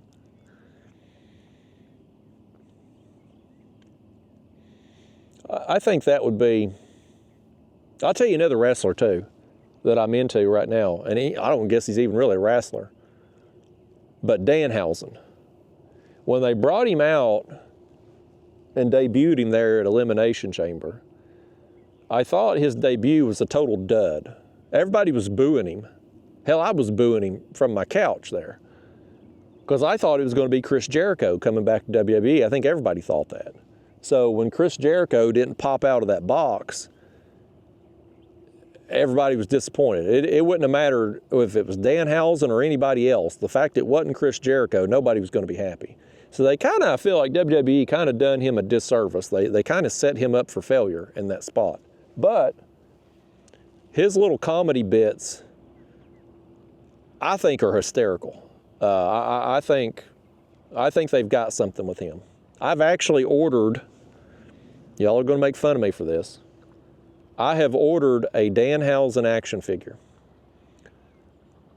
Those of you who have followed along my midlife crisis the last couple years, where I have gotten into action figures and toys again, I've been really into, well, mainly one style of action figure, which is the WWE Superstars line. They're like a He-Man, Masters of the Universe body style. They're a Walmart exclusive. I have been all in on those. Like, that's my jam right there, folks.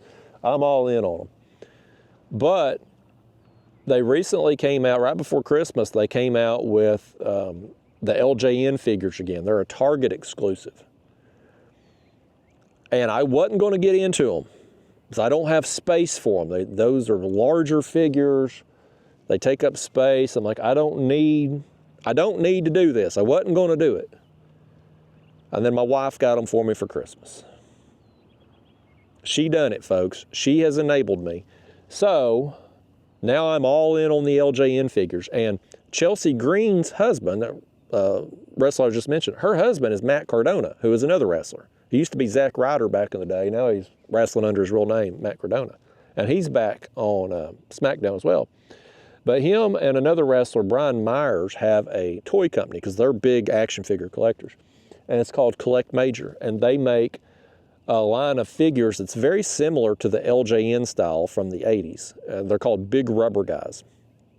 And they have some fellas signed to contract that you won't get figures from WWE for. They don't have Legends contracts with at this point. So they've come out with like Ric Flair and the Rock and Roll Express and Legion of Doom and Demolition, stuff like that, man. They've got some awesome figures, and they look really good. And I bought the Legion of Doom, and they were amazing. And I thought, I'm gonna get some more of these. So I pre-ordered Hillbilly Jim. He's supposed to come out, I think, in July or August, but I pre-ordered him because that figure looks amazing, and that's one of the ones I had as a kid. We got to raise up these rods here. We're, maybe not. 15 feet. 15 feet deep right here where we're at now. I probably need to actually move us out from this ledge a little bit here. Maybe coming up a little too shallow.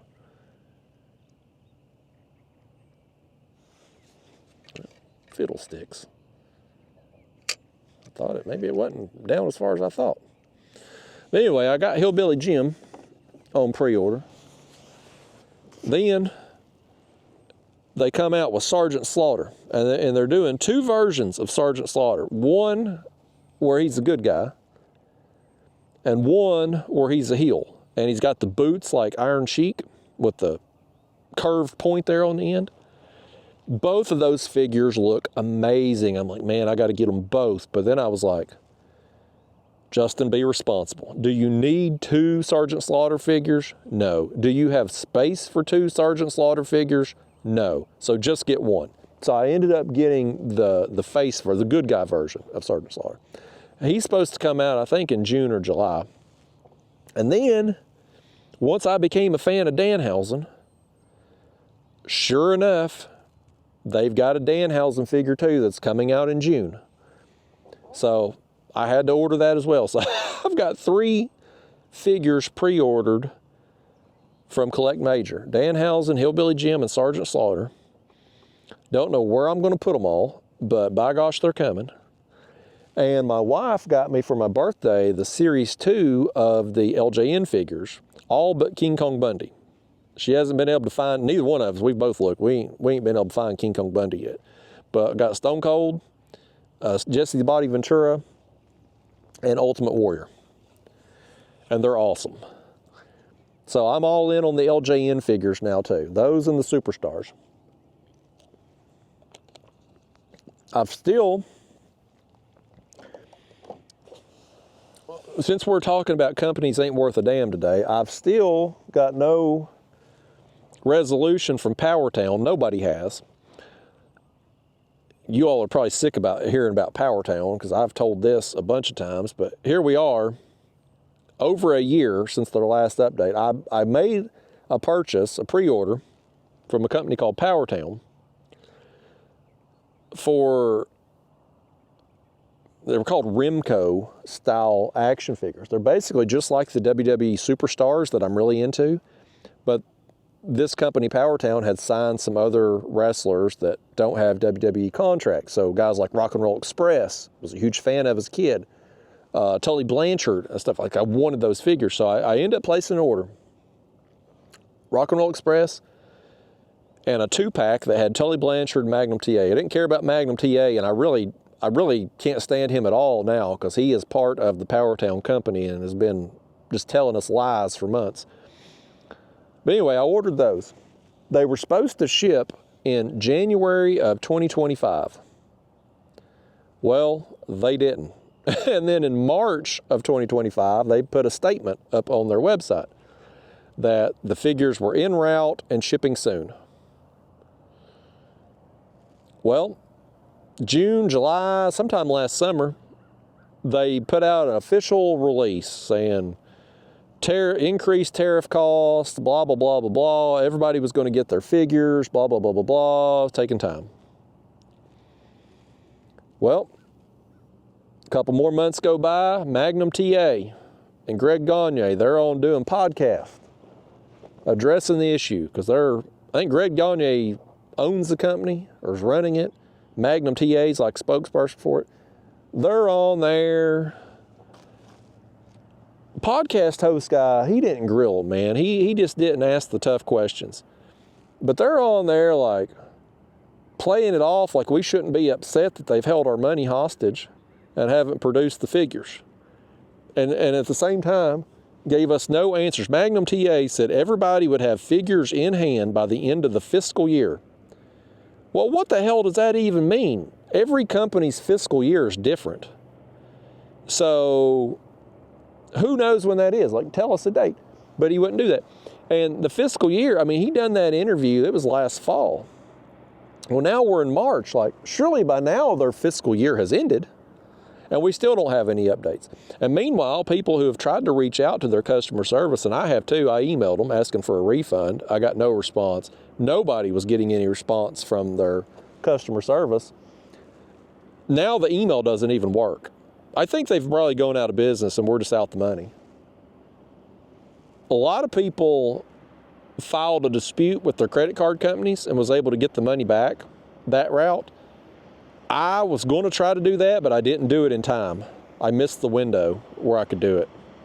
So I'm just out the money. Thankfully, I didn't have a lot of money in it because I'd only ordered those 4. Got a boat going by.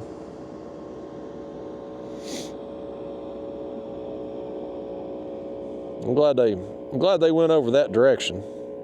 They were coming right up the shoreline here. I guess they saw me and moved over. I don't have very much money though. I'd only ordered those 4 figures, the 2 packs, Rock and Roll Express and the other one there, Magnum TA and Tully Blanchard. So I'm not out a lot, but some people were. One of the YouTubers I watch, his name's Kyle Peterson. He does action figure reviews, and I'm a big enough nerd at this point. My midlife crisis is going so strong. Like, I watch people like Kyle Peterson review new action figures when they get them. This is my life now, folks. Welcome to your 40s. Kyle Peterson's out a lot of money. He's out over $1,000 because he didn't just order the whole set of those. He ordered some of the other style of figures that they have, that they claim they were coming out with too. So he's out over $1,000. A lot of people are. Now, like I said, with the credit card company, yeah, you can go dispute it, say you never received the item, which none of us did, but you have to do it within, I think, 6 months or 12 months or something like that. Anyway, we're well beyond it now. And I just kept holding out hope. I'm like, to me, I wanted the damn figures. Like, I wanted them Rock and Roll Express figures. So I held out hope, but I don't think we're going to get them. I don't think we're ever going to see those action figures. I think Powertown took the money, probably ran into some financial problems, and had to close up shop. The fact that their email is bouncing back to people now, that people is reaching out to customer service, not that you could get a response out of them anyway. They're as bad as Mariner Sales. They wouldn't respond. But the fact it's bouncing back, man, if you can't pay your website hosting fees, what chances do we have of getting these figures made? It is possible. This is a possibility of how we can get these figures. If they were actually made, if it's a situation where they had the figures made by a factory in China,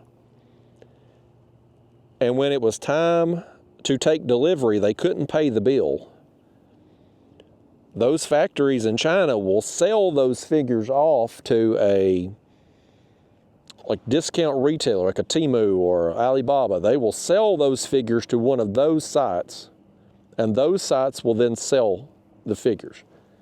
That happened with Powertown's t-shirts. Powertown, they don't just sell action figures, they had t-shirts too. Those ended up on those Chinese sites. Probably due to the fact that Powertown couldn't, we would assume anyway, I don't know for sure, but you would assume they couldn't pay the bill, and these manufacturers over there in China, the warehouses, they're not a storage facility. Like, they're not going to hold that merchandise there forever. You either pay the bill or you can't, and if you can't, they're going to sell it to somebody who's willing to buy it. So if the figures were made, it's possible they end up on one of those sites at some point. Now, we're still going to be out the original money. Oh, nice thump. Oh, here we go. Oh, he's running, man. He's taking us on a ride. He headed straight out, man. He nailed it and ran. Oh, that's fun, y'all. I mean, we're sitting here just flapping our gums, Not a care in the world, and then boom, rod goes down. It don't get better than that, buddy. That's fun. I don't care how many times we do it, how many fish we catch. That will always be fun. That's another one that feels good too. It can be tough to judge on these lighter action rods. Like everything's gonna feel a little bigger. But this one, he does feel like he's got some size to him.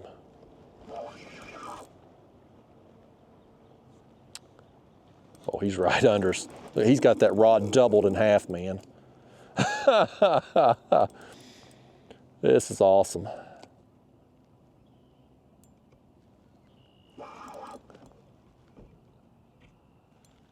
It's a blue. He's rolling.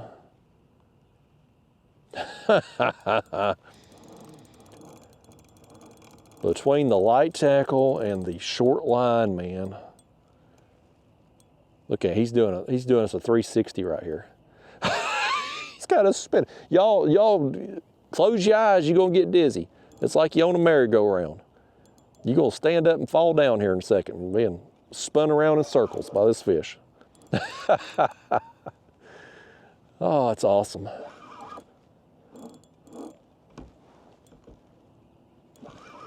We ought to be able to see him here in a second. Get a look at this thing.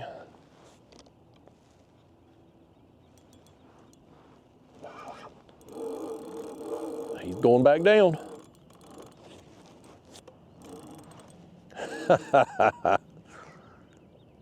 You know, on the heavier tackle, we would have done winched this fish up. But on the lighter gear, man, the fights last longer.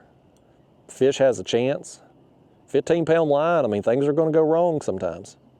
I haven't lost as many fish from line breakage as what I anticipated I would.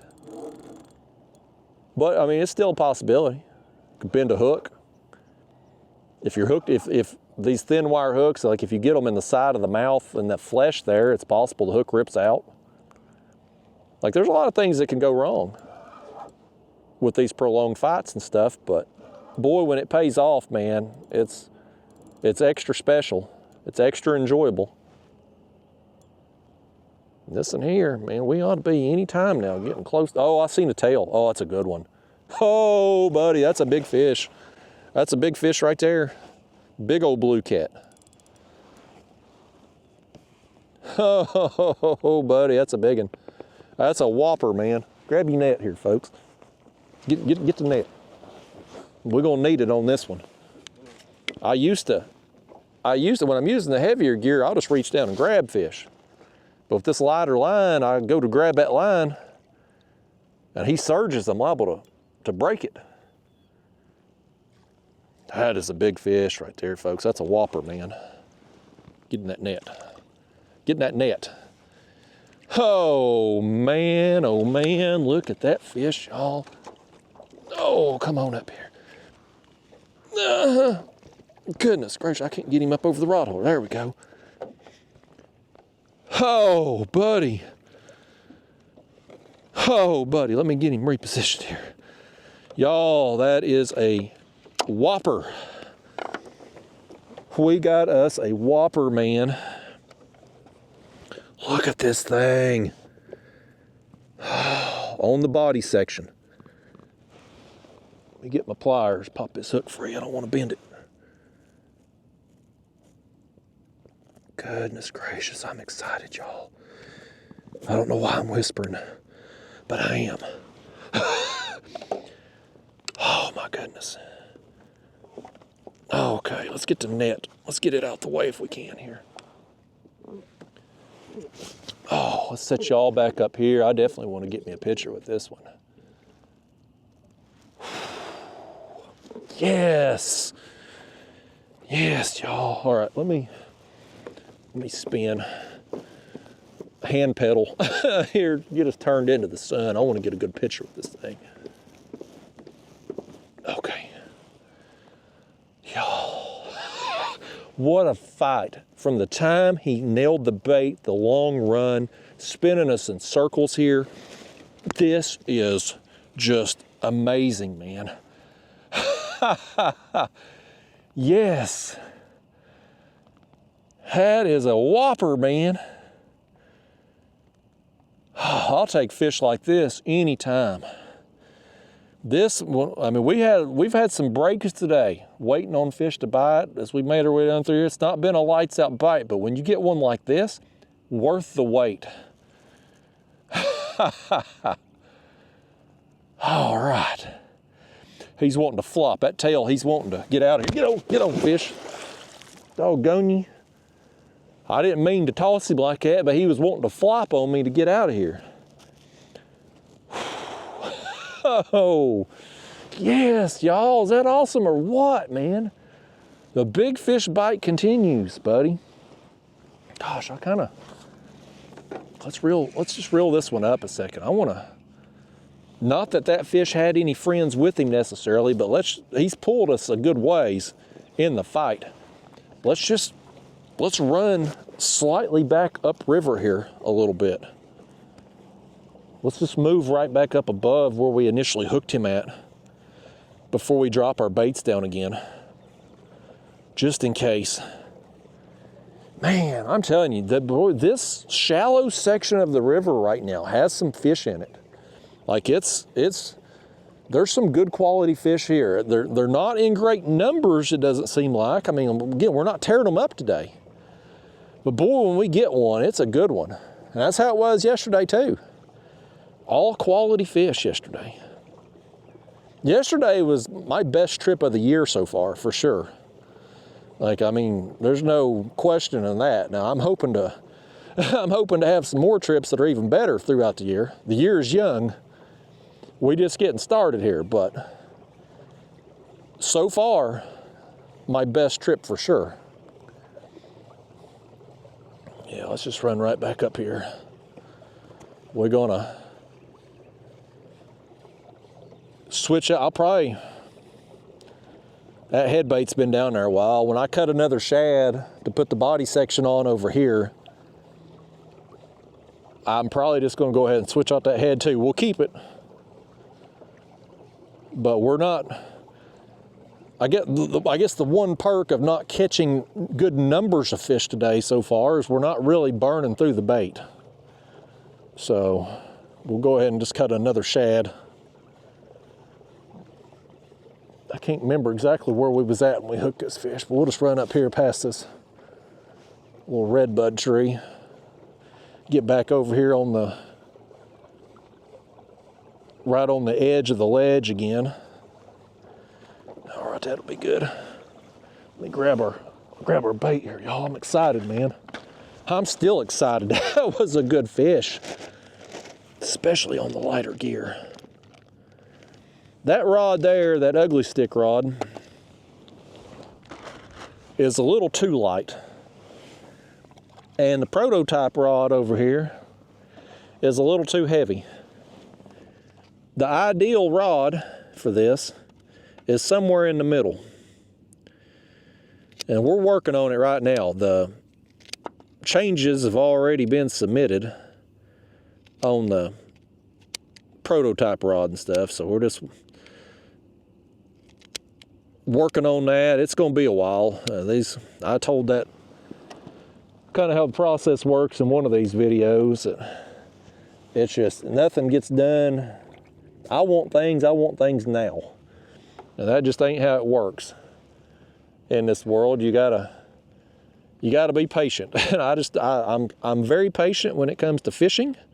I'm not patient when it comes to stuff I want or getting a return call from Mariner Sales, because they can't do that in 3 weeks. I'm gonna ride their ass about that, folks. Okay, here's our body section going down. Body section, definitely getting more attention today than yesterday. I don't care what bait they eat though, it matters not to me. I just want them to eat it. That's why we offer them options. That way they can take their choice of what they want. Yeah, this head bait here, I mean, it ain't been messed with, but you can see the insides of it there. that part's kind of fallen out. So we'll just switch it with the new one that still has all that mess in there.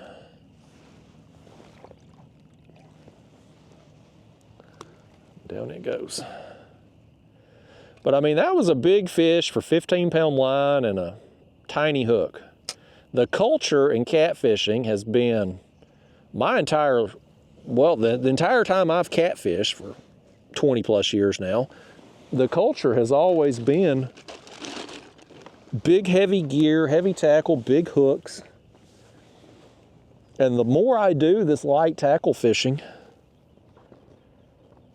the more I question why it is that so many people use that super heavy gear, myself included, all these years. Like, why? Now, certainly some situations, if you're fishing, if you're in a body of water that has a really large population of huge fish, 60, 80 pounds and up, sure. But the average person that's not going to hook fish like that all the time, myself included. I mean, I don't catch fish that size very often. Most of the fish I catch throughout the year probably average somewhere between 3 and 10 pounds probably. I mean, that would be the most common size fish. Well, if you're using super heavy gear, those fish aren't as fun to catch. And if those are making up the bulk of your catches, don't you want to have as much fun as possible on those fish? I mean, I do. I mean, I'm like, my whole life I'm kind of sacrificing some of the fun on those smaller fish so that I'm best prepared for the battle when I hook into a real monster. But it's like, now my mindset is kind of like, well, I want to have fun with all the fish I catch. And then when I do hook into a real golly whopper, I want to have a chance at landing him. But the fights will just be even more intense on the lighter gear. And them small hooks, man, I mean, you've seen them, I showed them there, like they're real thin wire. But as long as your drag is loose, as long as you don't have it cranked down, I'm not having any issues. The only hooks I have bent so far was actually not bent by a fish, it's bent by me taking the hook out, getting too rough with them, trying to get them out of the fish's mouth. So, I mean, they're holding up well. And I think the lighter line, especially in clear water conditions, lighter line, smaller hook, like I'm thinking it's making a difference. I've had days, especially in my other kayak, where I've been able to use the light gear and the heavy gear at the same time, and you see the light gear, it catches more fish. So I think there's something to it. We just got to get all the equipment dialed in, get the hooks dialed in, get the rods dialed in, get everything. That just takes time. I mean, this prototype rod from Catfish Sumo here, this current iteration of it, it's not bad. I don't hate it.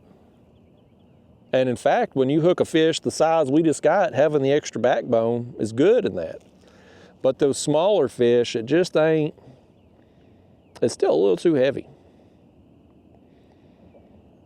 One of my followers there, I'd shout them out. I can't remember the name, who it was that said it, but they'd commented on my Facebook post and said that they had hoped we would do the colors of my signature series rod on these light tackle ones that come out. And this prototype rod, it ain't gonna look, the finished product won't look like this. This was just, you got to put something on it to get the sample here, basically. So that's why it looks like it does. They just took the colors from another rod, the other chopstick rod there at Catfish Sumo, and went with it. But the actual finished product will look very different. It'll definitely be more polished, look better and stuff. But that's a ways off still. We gotta make some changes. I just glanced back over. We got another one here. This one's gonna be smaller. This may be another channel cat right here. I felt, yeah, he's instantly rolling down there, and he ain't, you can tell on the roll. If it's a smaller, tighter roll, it's a small fish. When you feel them rolling and there's huge gyrations everywhere, that's a big one. Yeah, this is I think it's a blue. A little eater size. But again, I mean, look at this. You look at how that rod's been over. On a fish like this, like it's more fun. If we were using big heavy tackle and we hook this fish, yeah, we'll get a tug on the line, but it ain't the same. It ain't the same type of fun. So I'm into this light tackle stuff, man. I'm gonna be doing more of it. I'm gonna go ahead and net this fish too, just so we don't risk breaking that line if he thrashes and rolls around while we try lifting him up. But I'm gonna be doing a lot more of the light tackle stuff. It's not gonna be every trip. I am gonna still use the heavy gear from time to time, especially tournaments. I'll be using the heavier gear in it. But you're gonna see more of this year for sure. Fish, what have you done? How is he? I think he's got his fin wrapped up in the net. There we go. Now we can get to you. There he is, a little eater. We'll see you, buddy. This net though, buddy, and I still don't like carrying a net with me, honestly, because it does get hung on everything. It was always, when I first started catfishing out of a kayak, I was using a net. And it was just constantly hung on stuff. And so I got away from using a net, and I just started using my hand. I'd put a glove on and just reach down there and grab them, because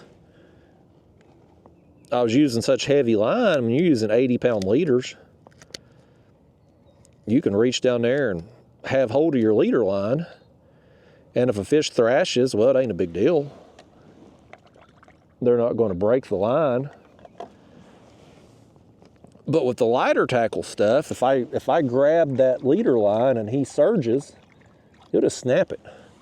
So I need the net now in this situation, but the net has eliminated the need for a glove, because it's funny, I used to get made fun of, I still get made fun of all the time for wearing a glove handling fish.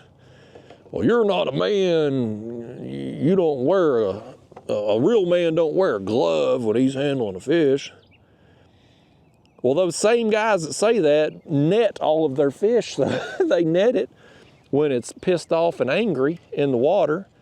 They leave it flopping around on the floor of their boat, and by the time they get their camera set up and all to actually take a picture with the fish, well, hell, it's calmed down by then. You don't need a glove at that point. But you reach down there in that thing's mouth while he's still wild in the water, that's when you get tore up. So with the using of the net, I don't really need a glove anymore. One less thing to get blown out of the kayak on the drive home. I actually got a new measuring board the other day. That one right there, that little Ozark Trail measuring board, because I guess I blew it out. It's possible it's laying on the creek bank too. I'd put in one day, and it was a creek, not a boat ramp or anything. I'd taken the kayak out of the truck and put the wheels in it, and rolled it down to the water. So when I got out of the water that day and was going to load up, I had to put the kayak on its side, put the wheels in, and roll it up. It may have fallen out then, or it could have blown out on the way home. I don't know, but it was gone. So I had to get a new measuring board. But yeah, as far as the net, man, if you're going to do light tackle stuff, a net is pretty much a necessity. And this net I got, ain't nothing special about it here. It's a Walmart, I guess Ozark Trail, I guess. It's a net I got I can't remember. It's been a few years now that I had it. I got it for carp fishing. Because carp's another one there that's, of course, with a carp's mouth too, you can't really get your thumb in there and get hold of them very easily. And they're another fish that don't want to calm down when they get to the side of the kayak. So I got that net there for scooping them up, and I'm just using the same thing for the catfish. Fish like the one, that last big one we landed there, the length of them will be, the hoop size of this net is fine. What I kind of need is just more depth to the net. So it's fine for now though, what it is. I may end up possibly replacing it at some point with one that's got a deeper net. But it's nice being able, like that net there, when I put the kayak in the truck, I put the net on one side and I put my cooler on the other. And my rods lay on the kayak itself, so nothing has to go inside the truck. Like the only thing that goes inside the truck is my camera bag. That's it. So that, from that aspect, that's another thing that's nice. Everything is just there. I don't have to, like when I was trailering the kayak with my car, I'd have to put everything in the car, rods and stuff like that. So it's nice to not have to do that. Everything just stays on the kayak. And I've got a little at home. I got one of those Harbor Freight utility carts. That way, when I back up the truck, I can slide the kayak right out onto that cart, and it's perfect height for the bed height. That cart at Harbor Freight, it was like I think it's like $100, $120, something like that. And it's just like a rolling utility cart, so I can roll it around the carport, keep it out of the way. But I mostly just leave this kayak loaded in the truck at all times now. And I'll just back the truck up under the carport, so if it pours down rain, my seat don't get wet here. And everything's just loaded and ready to go at all times. It's kind of nice just to be able to always be hooked up and stuff. And even if I need to run errands or whatnot, I just take off and kayak in the back of it. Although I usually, most of the time, I still have my car. So if I'm just running errands around town, I'll most of the time drive the car. That way it's good on gas. It's kind of my just, what's the word I'm looking for? You know what I mean, just errand vehicle type thing. That way I don't put as many miles on the truck and just kind of use it for trips and things like that. I am having a little issue with the car though. My display screen, not the whole thing, but just the area where the fuel gauge, and the clock, that little area. When I first turn the car on, it first cranks up, it works. But after I drive a few minutes, the screen starts blinking and it gets all pixelated and messed up, and then just goes out. So I don't know what's causing that. Probably a $1,000 computer issue, probably. You know how everything is at car dealerships these days. Everything's got to be put on a computer. Everything's just outrageously priced. Hell, last year when I had them buzzards tear up my sunroof, they eat the rubber seal off my sunroof. That was over $800 it cost to have that fixed. I had to have the whole sunroof replaced. It's ridiculous, man. I think the car companies have done that on purpose because they don't want the mom and pop mechanic being able to work on stuff. They want you to have to go to the dealership where they can charge a premium rate and kind of force you to buy genuine manufacturer parts. Like, you know, I have Honda, so they want you to buy Honda parts, not some off-brand that's the exact same thing for a quarter of the price. I think it's all part of their master plan. That's the conspiracy theorist in me. I got a lot of conspiracy theories. We're about to get to a point in society now, though, where the conspiracy theories ain't conspiracies at all anymore. It's the damn truth. And the people that claims they're telling the truth is actually the one that's conspiracy. It's like a flip of the script. There's a bunch of people, though, that has believed in aliens and believed they were abducted by aliens. All them people's about to get validated at some point here in the near future. It's coming, folks. These aliens are either going to show up or the truth is going to come out about them. I'm about 100% convinced. Maybe not a full 100, 99.2%. We're going to round up, though, to 100%. But I'm convinced that the aliens are real. We're not alone out there. I hope we're not alone in the universe. Man, as dumb as some people are, surely to goodness we can't be the most advanced species on planet Earth. Surely we can't be. I'm not convinced we're the most advanced species on planet Earth anyway. There's so many other creatures, like, well, the other day we had some ants in the kitchen. And normally I put out ant stuff before they become a problem. But this year we got warm quicker than most years. We had that unseasonable, really unusually warm temperatures. And it brought all the ants out. And so we had some in the kitchen. So I had to put the ant stuff on the exterior of the house, and I'd put some little ant killer stuff there in the kitchen to kill them. But those ants, though, hold on, I gotta get a gulp here. I feel my throat tickling again. I try not to drink too much when I'm doing these videos because I don't want to be slurping in your all's ear with that microphone. But today, I'm parched because of all this allergy stuff.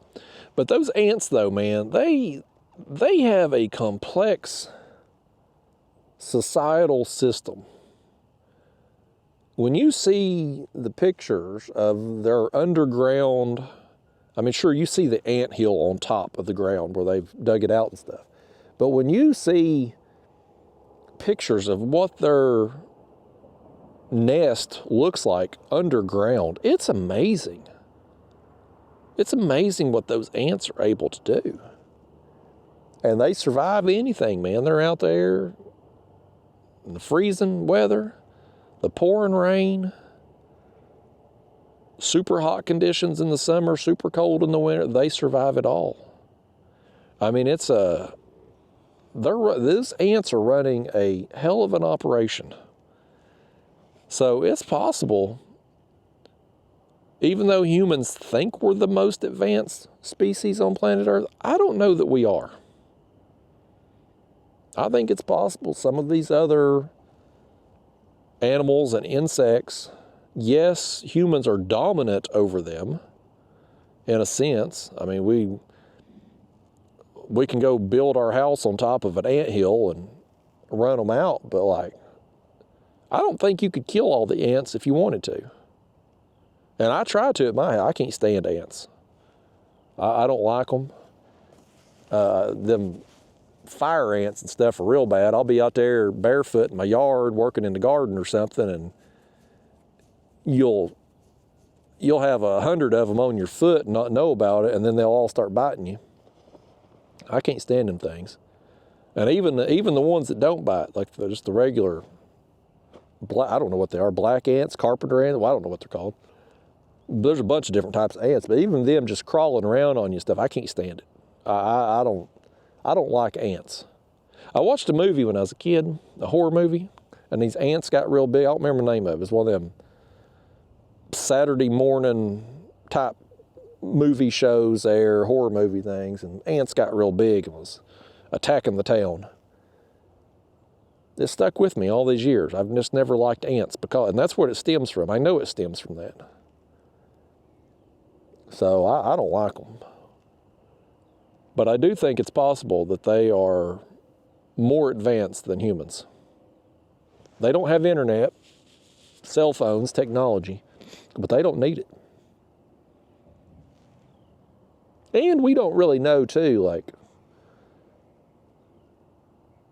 some of these animals have, well, let's use dogs for instance. Dogs can communicate, well, not, I don't know that they communicate with each other telepathically, but like, dogs can be trained. I mean, there are service dogs that can sense when a person is about to have a seizure and run to that person and basically keep them from, you know, hitting the ground or something, like if they're about to seize and fall. Like, dogs can perceive stuff. Like, they are tuned in to their surroundings in a different level than you and I are. And maybe we have that ability to do that and just don't know it because we're always distracted on our phones and just the general busyness of our life. Maybe if times were different in the olden days, maybe before all the technology, maybe people were more in tune with their environment and stuff. But I mean, dogs are just, they're a prime example of being able to sense what is coming before it happens. It's possible other animals are like that too. And maybe not only can they sense and perceive stuff that's about to happen, but maybe that's also, maybe they can communicate with each other in ways that we don't understand. Humans, I mean, we communicate with language, either spoken or written. Animals like dogs, cats, I mean, they bark and meow. We can kind of get like, okay, they're trying to tell us something. They're communicating verbally to try to express something. But I think we assume that that is the primary means of communication, and it may not be. It may not be at all. We just don't know. So I don't know. I don't know what is the most advanced species on planet Earth. I think if you did a poll of 100 people, everybody would say humans. And maybe we are. Maybe we're not too. It's possible we're not. We're definitely fragile. We're a lot more fragile as a species than some of the others. I mean,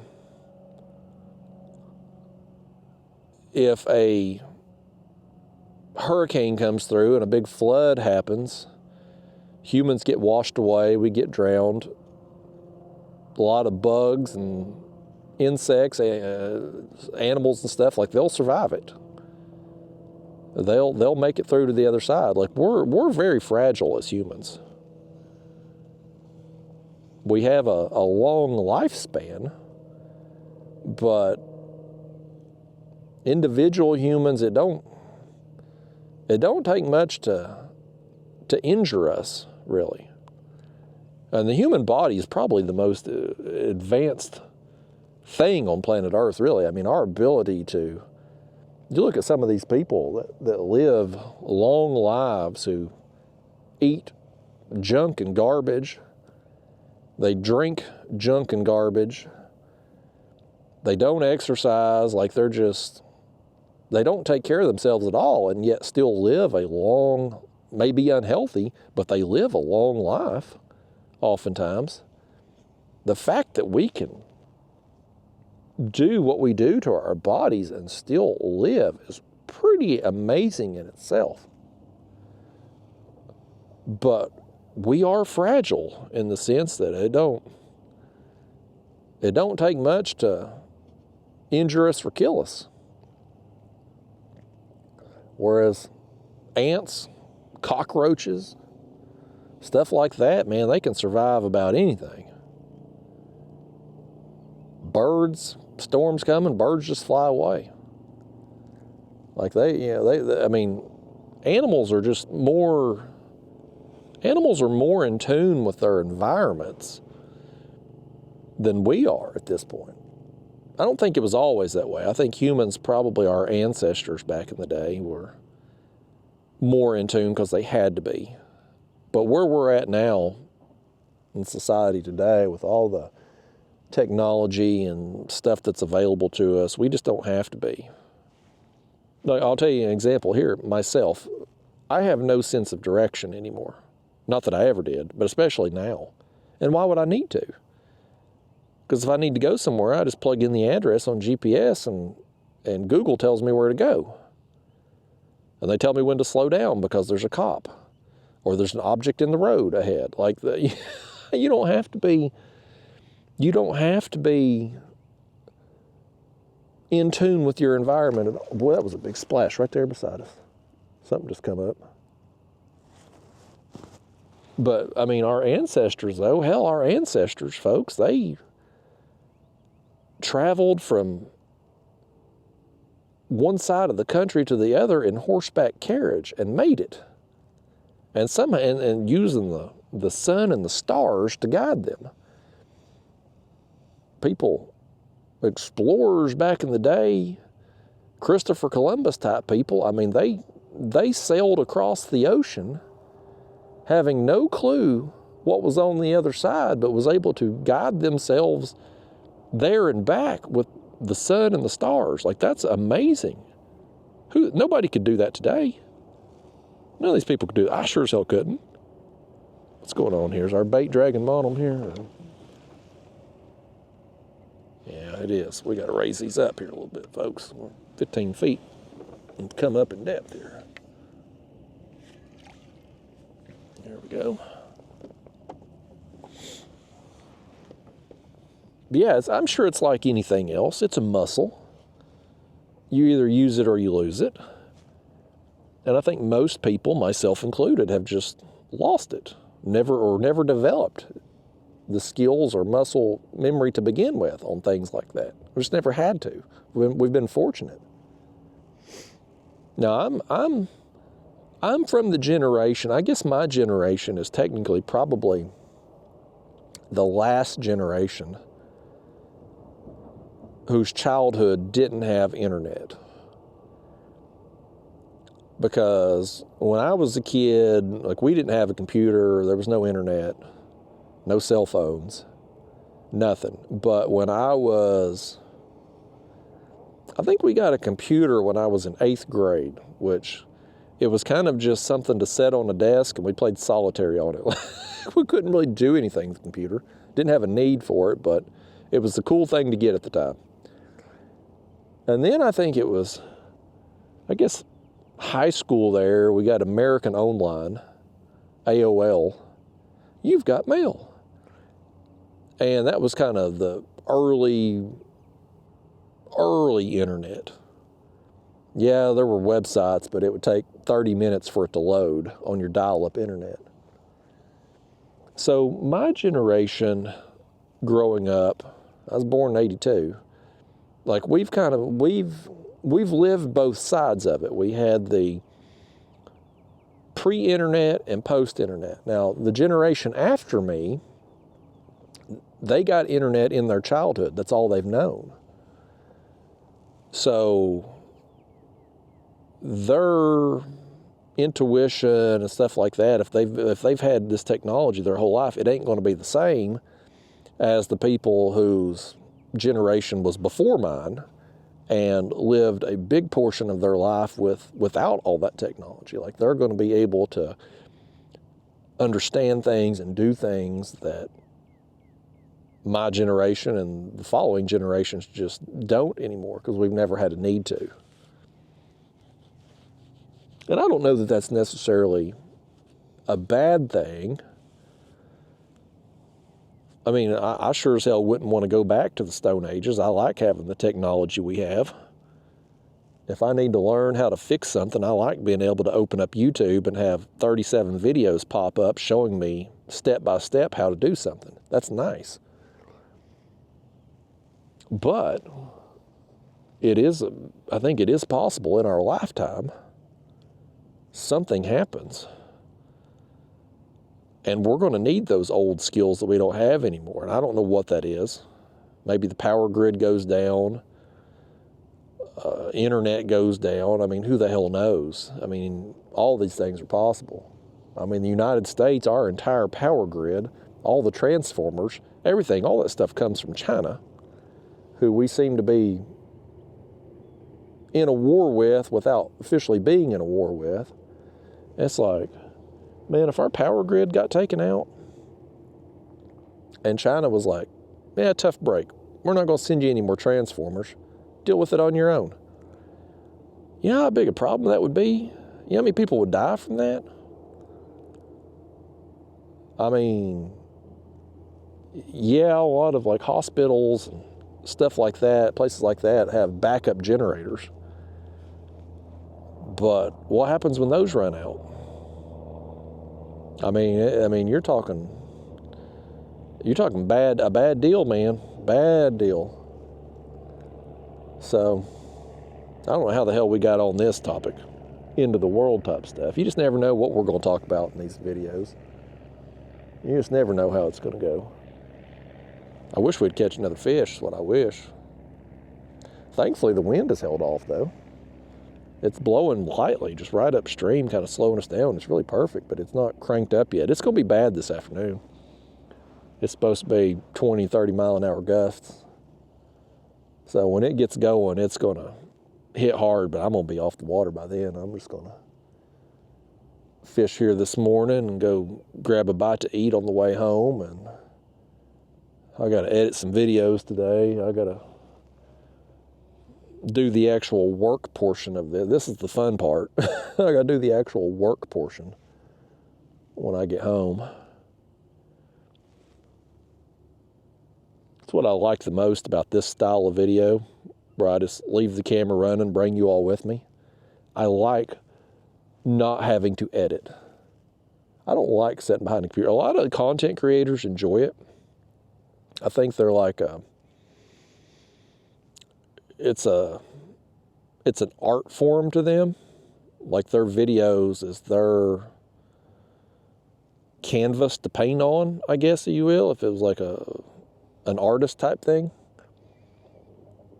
But not me. I'm not an artist. I'm not that kind of person. I'm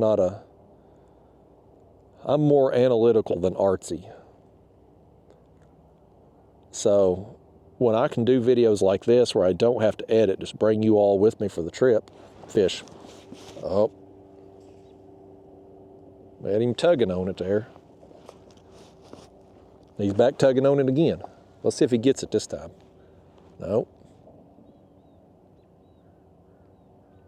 If you mess with it a third time, fish, I'm going to smack your hand.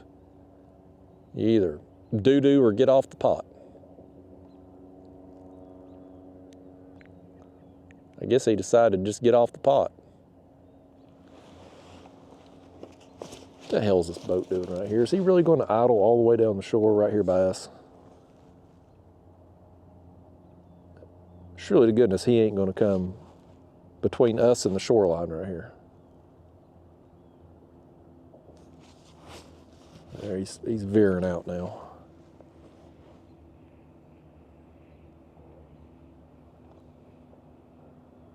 I think he's still got his trolling motor down. I guess he's going to go around us.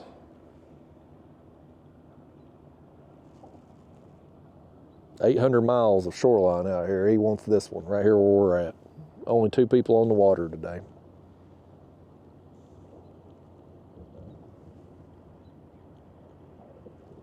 I hope we don't have to talk to him.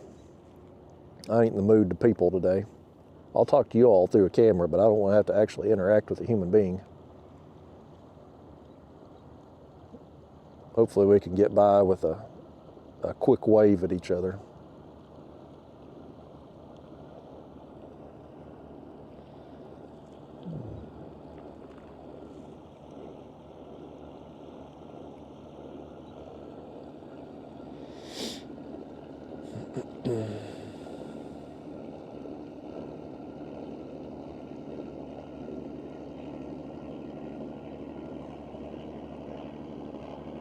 Well, so far so good. We ain't even had to wave.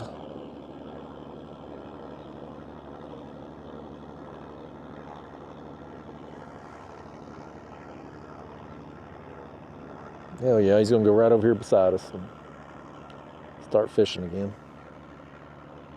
Which I mean, I don't in one sense, I don't care because, I mean, I'm not interfering with him. He's not interfering with me. But it's like, hellfire. Man, there's 2 people on the water today. Can we not just be away from each other? Can I not just... Y'all know I don't like talking on camera around people and stuff. I'm weird about it.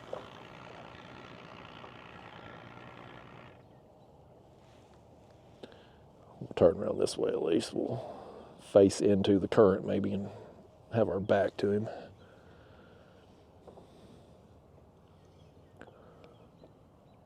I tell you, the older I get,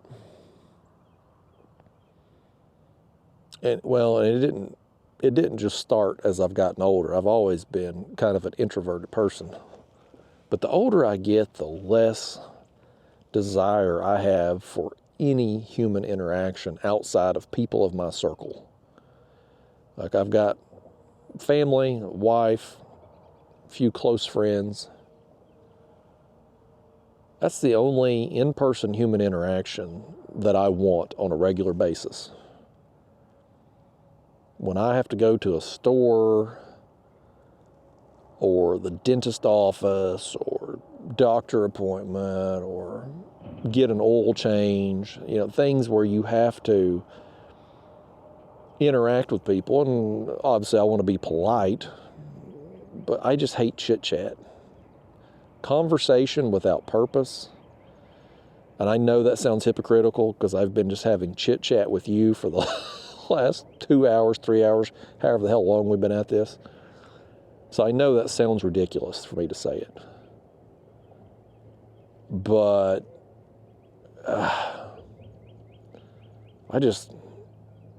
something about just chit-chat, in-person chit-chat, conversation without purpose, I have no desire to do it. I would rather just have meaningful conversation or no conversation at all. But you can't do that because that's rude. If you go in somewhere, you have to say, hey, how's it going? How's your day? That type of thing. Otherwise, you're rude. I don't want to be rude.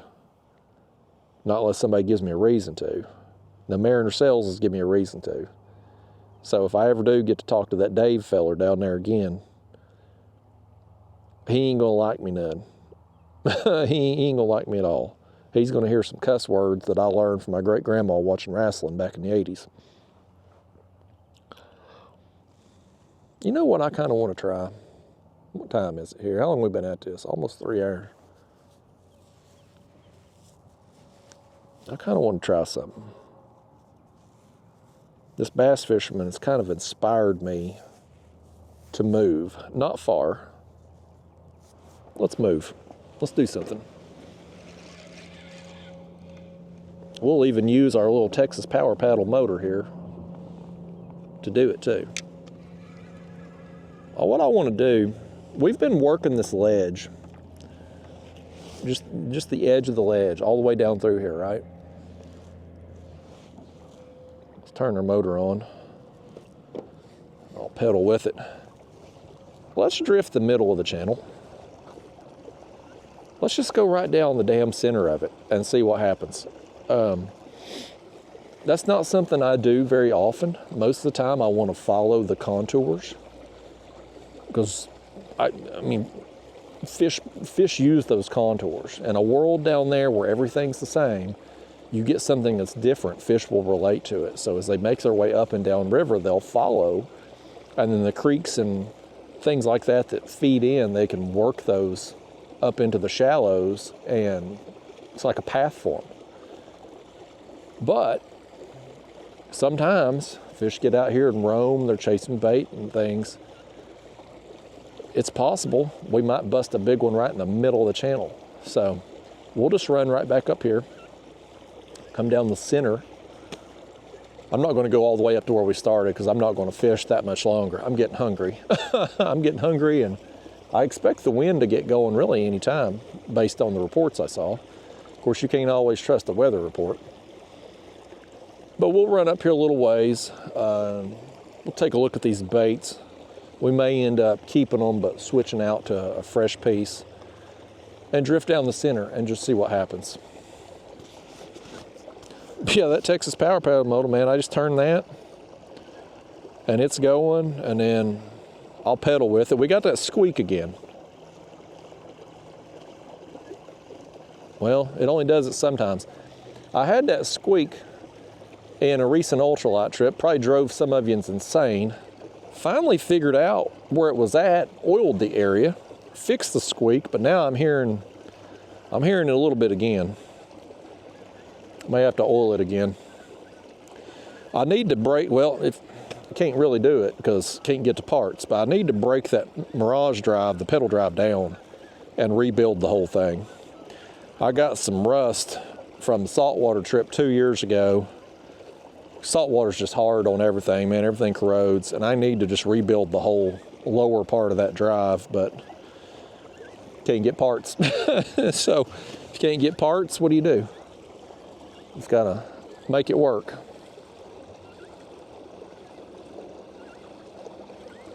Yeah, we're just going to run up here a little ways.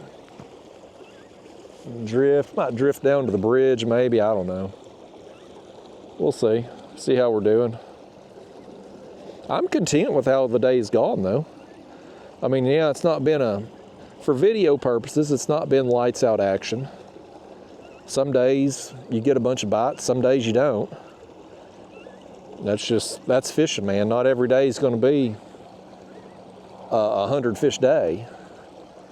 Some days you catch nothing but small fish. Some days you don't catch any fish. But I'm happy with how it has went today. I mean, we've got, the few fish that we have gotten have been mostly good quality.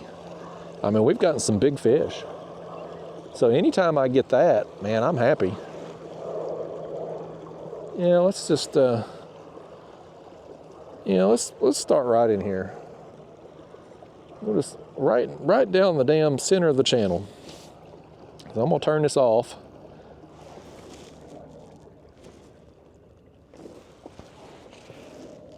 Well, I didn't hear it do it.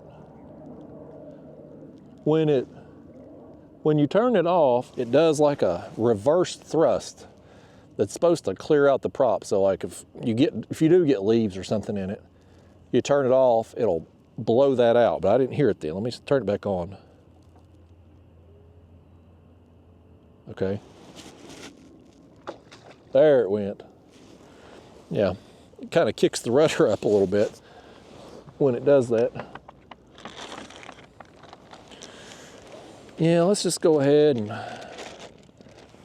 what do we got? One shad left that's whole. One shad left that's whole, looks like, and a bunch of pieces in there. So I mean, we've made the most of our bait here.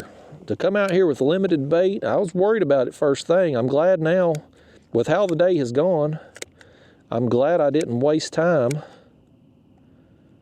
trying to catch some bait this morning. All that crap right there. I've literally got crap in my hand, folks. That shad, they are the poopinest fish that you will ever see on planet Earth. I mean, they are just literally full of crap. Every one of them. And catfish love it. It must be a delicacy. What's that animal? Is it some kind of, there's some kind of animal.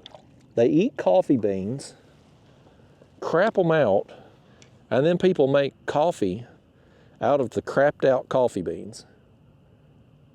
I can't remember what animal it is, but that's like a delicacy thing too. There's some weirdos out there, man. Like, you know, I get it. Something like that, I guess it gets a reputation and people's like, oh, well, that's good, let me try it. But like, who is the first person that says, you know, this animal over here just crapped out these coffee beans. I think I'll make some coffee out of that. Like, who decides that? Is it a dare? Did somebody lose a bet? And like, oh, you lost this bet, so here's your punishment. You gotta make some coffee out of these beans that this animal pooped out the other day. Like, I don't even know how that starts. let's wash this thing off here too, folks. I actually washed this kayak the other day. I had so much mud on it and shad scales and all that. It's pretty easy to clean. Another perk of this thing, I got shad poop everywhere. My Hobie Pro Angler is a roto-molded plastic, and so when it gets dirty, the dirt kind of gets down in the grooves and stuff on the plastic, and it's hard to clean. You can't just spray it off and wipe it off. Like, you got to scrub it. This plastic, though, it's shiny texture. It's a smooth texture. That's the word I'm looking for. So I just hose it down, take a sponge, wipe it off. It takes 5 minutes. I can have this thing cleaned up, looking new again. So that, from that aspect, it gets it clean more often. My Hobie Pro Angler, I'll scrub it down good about once a year. And it's probably been a year since I last done it. But yeah, folks, we'll give it a little time here and just see what happens drifting down the center of the river here, and we may not get a bite. This may be stupid. Or it may really pan out for us too. We ain't gonna know till we try. I know one thing I need to do though. I need to get out of this hoodie. The fog's burn off. It's starting to get warm out here now. We first got out here this morning, it was like 38, 39 degrees at range, but now it's feeling a lot warmer. I'll probably wait till I finish up the video here though before I switch out of it, 'cause I have to do something with the camera, take the life jacket off, kind of pull my bibs down a little bit, hat and sunglasses off, pull off the hoodie, then put everything back on. Then the hoodie, if I put it on the floor of the kayak, it's going to get wet when we land a fish. We'll leave it on for now.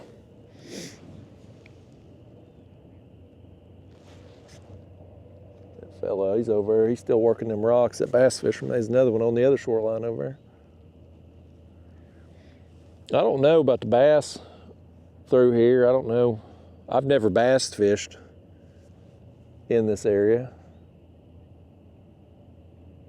My catfish trip yesterday was actually the first time I ever fished this bend. So it was a nice surprise to hook into as many fish as I did. And then of course today I said, I'm gonna come back today, and we've not got a lot of fish, but I mean the quality has been really good. So I think if we were at normal pool, normal water level, and we had a little bit more depth, that would probably help our calls. But at the same time too, I mean yesterday having the sun right overhead, bright sunny day, putting a shadow down there, it didn't really seem to hurt it. We still caught plenty of fish, got some big fish, so who knows, maybe I just overthink that kind of thing. Maybe some days it matters, some days it don't. Maybe it never matters at all. If you believe something matters, it does though. It'll get in your head. But historically, I mean, even when I've tried suspending baits in shallower water, I haven't had a lot of success with it. But this whole stretch of the river through here, I mean, you're looking 15, 20 feet deep for a good long stretch. So any fish that are here, it's not like they have an opportunity to go deeper. They have to travel a long ways to be able to find a deeper area to hang out in. And what is deep? I mean, I've caught catfish anywhere from a few inches deep down to 110 feet deep. I mean, they have a wide range of depths they can make it in.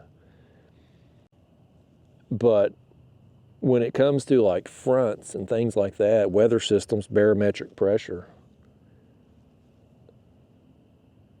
from what I have read, and I'm not a scientist, so take this with a grain of salt. This is just what I've read. But once you get down past about 15 feet deep down in the water, atmospheric pressure changes can't really be felt anymore. That's what I've read. So like fish that are in the shallows, a big cold front comes through or storm comes in, whatnot. Sometimes, like ahead of storms, for instance, you'll see fish feeding up oftentimes right before a storm. But once you get down deeper than 15 feet, supposedly, there's no noticeable changes. Like they don't know. So, if that's true, then it's the fish that's in the shallows that's going to be most susceptible to that kind of stuff.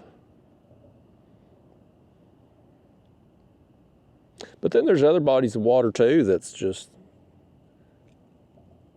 completely defies logic in a sense, like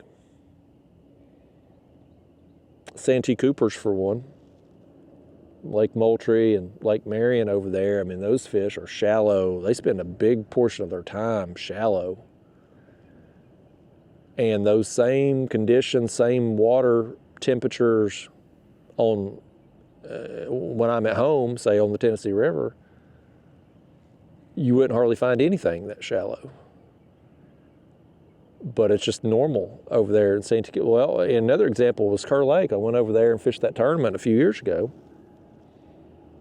I fished some areas on my pre-fishing days that I thought I would catch fish on because it looked on the map similar to what I fish at home. And I couldn't catch anything. And I ended up finding fish, all my fish that I caught, and I won the tournament. But they were all from like 10 feet to 20 feet deep. And this was August. It was a time of year where if I was fishing at home, I would be fishing deep ledges, deep holes. Like that would be where my better action would be. But over there, man, even though you look at it on the map, it's like, it looks similar to what I fish at home. Complete opposite bite. So you just never know. I mean, every body of water is a puzzle. Every day on that water is a puzzle. You got to solve it.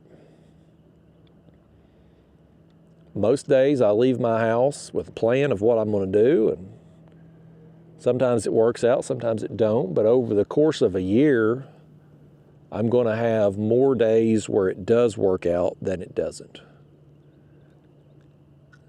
And when you do figure out something, like you take this stretch of the river here.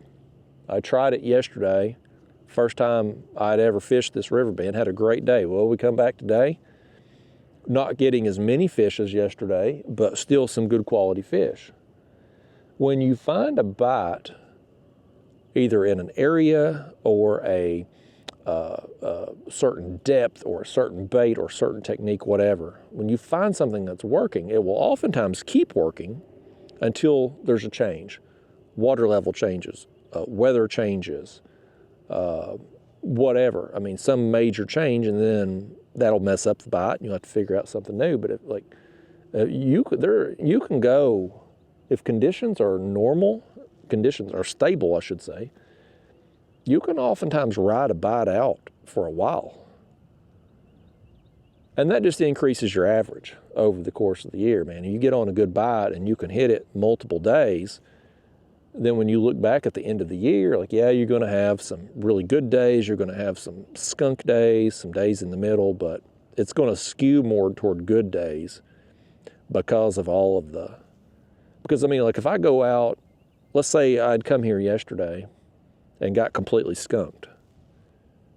Well, I wouldn't be back here today, right? I'd go try something different.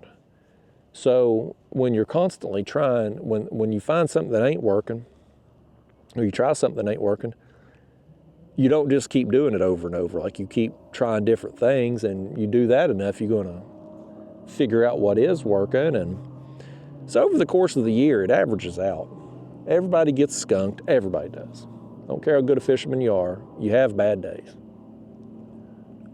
But average it out. Don't judge yourself over a one trip or 1 week or 1 month even.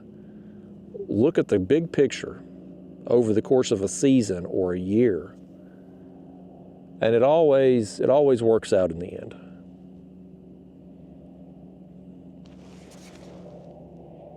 Well, the boats just took off.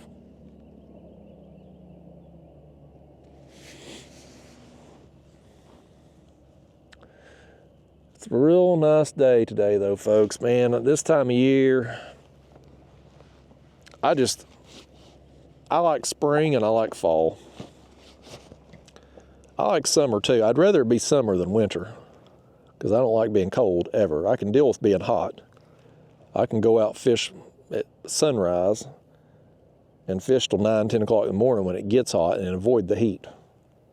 I can't avoid the cold. But I really like spring. Spring and fall,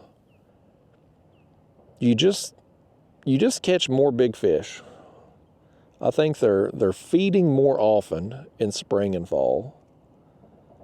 In the spring, they're getting ready to, they're going to eat a lot because the water's warming up, the metabolism's getting higher. They're going to spawn here in about another 2 months probably they'll be spawning here. So you just get more active fish. They're just feeding more. And then in the fall, kind of the same thing. The days start getting shorter, water temperatures start to drop, and they start feeding up for winter. And it can be very, very productive fishing, not only for numbers of fish, but size of fish. I catch most of my big fish are going to come in either spring or fall. I'll bust a big one in the summer. I'll bust a big one in the winter.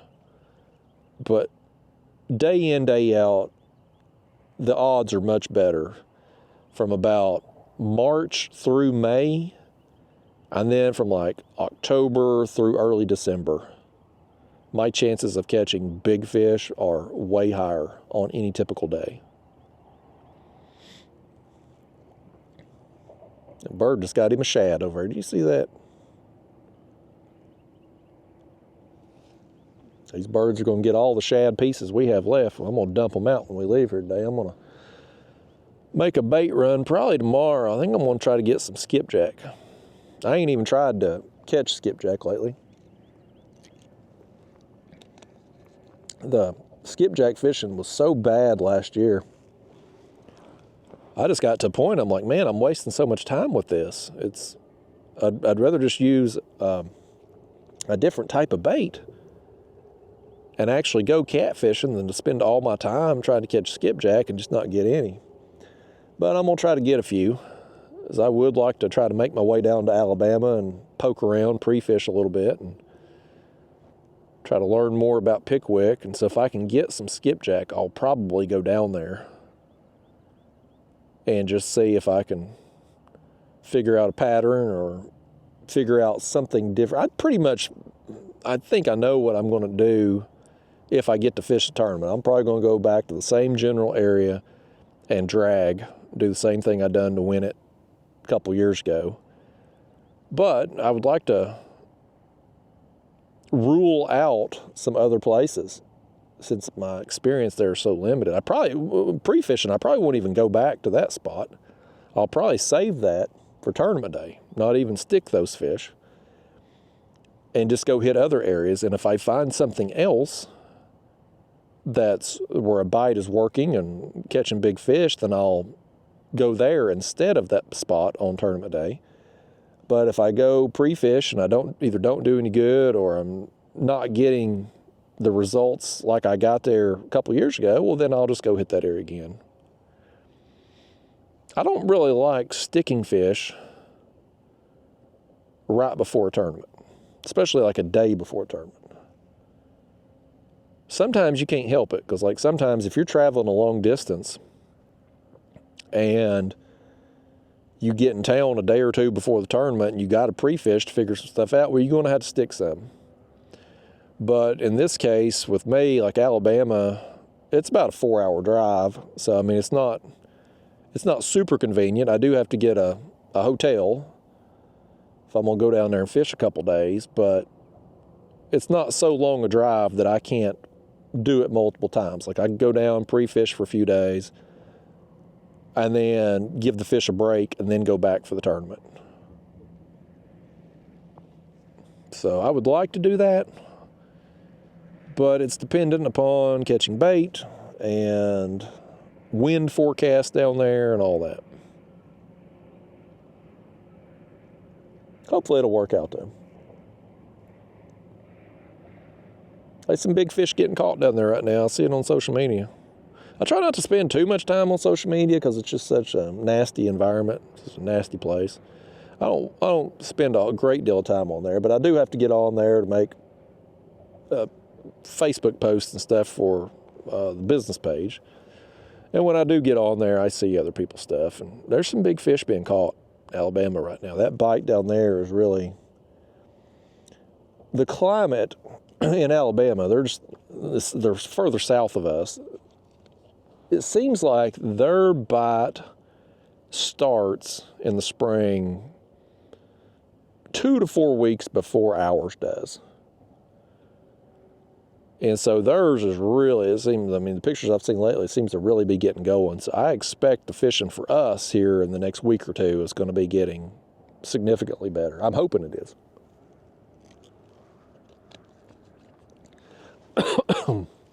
There I am coughing in the microphone right in your ear.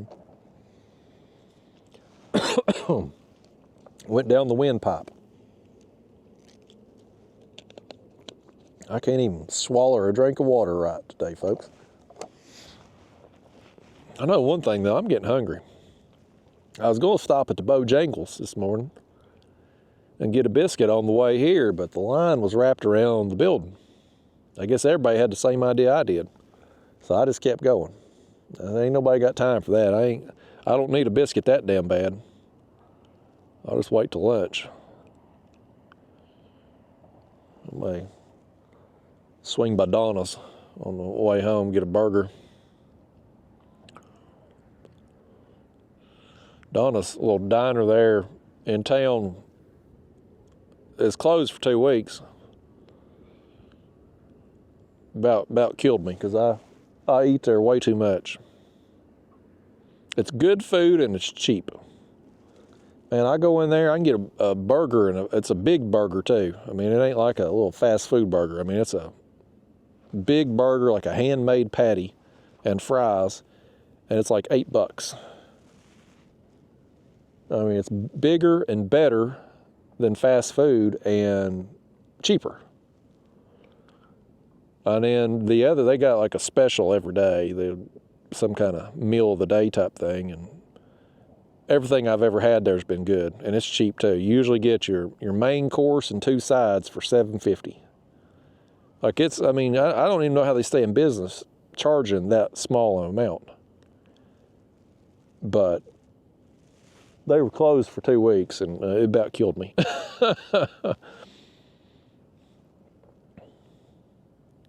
My wife, she's turned into Betty Crocker. Like she's gotten into cooking.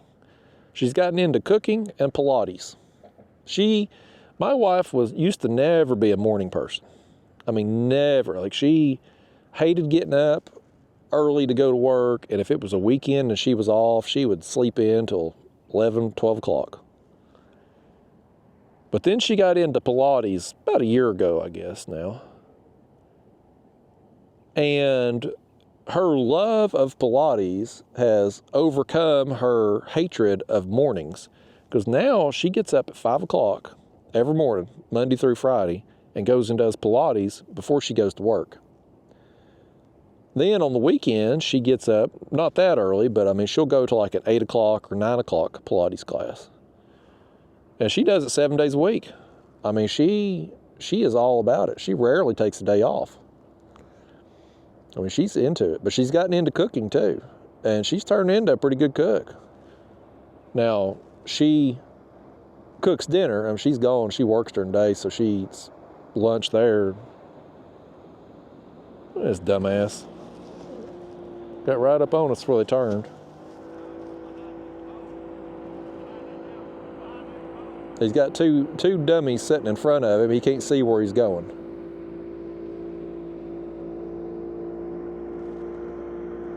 Never ceases to amaze me. You get these guys in bass boats going 100 miles an hour with a big screen TV for a graph right in front of them, and they're looking at it instead of watching where they're going. And then you get people like this fella over here.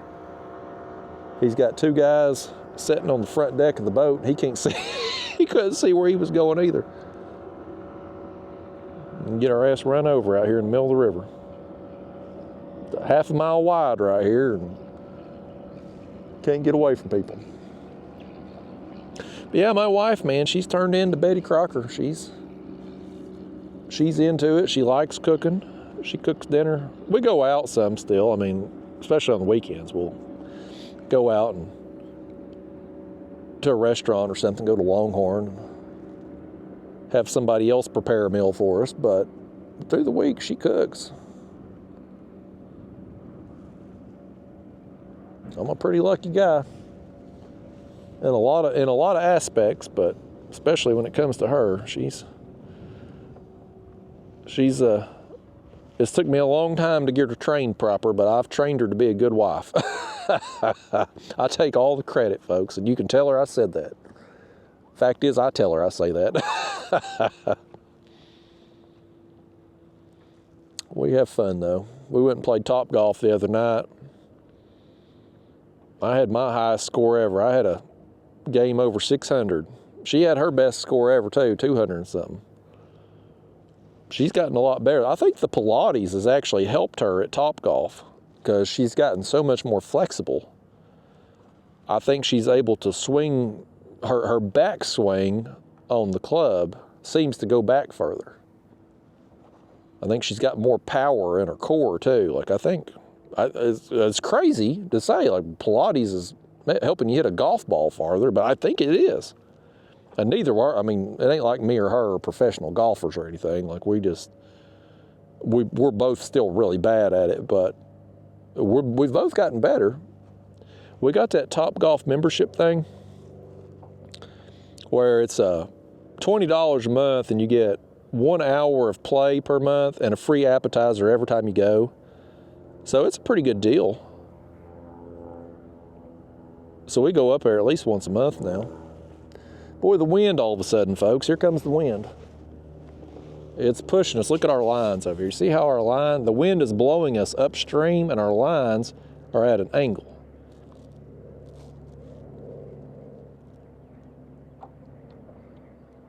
I want them lines to be vertical under us, straight down.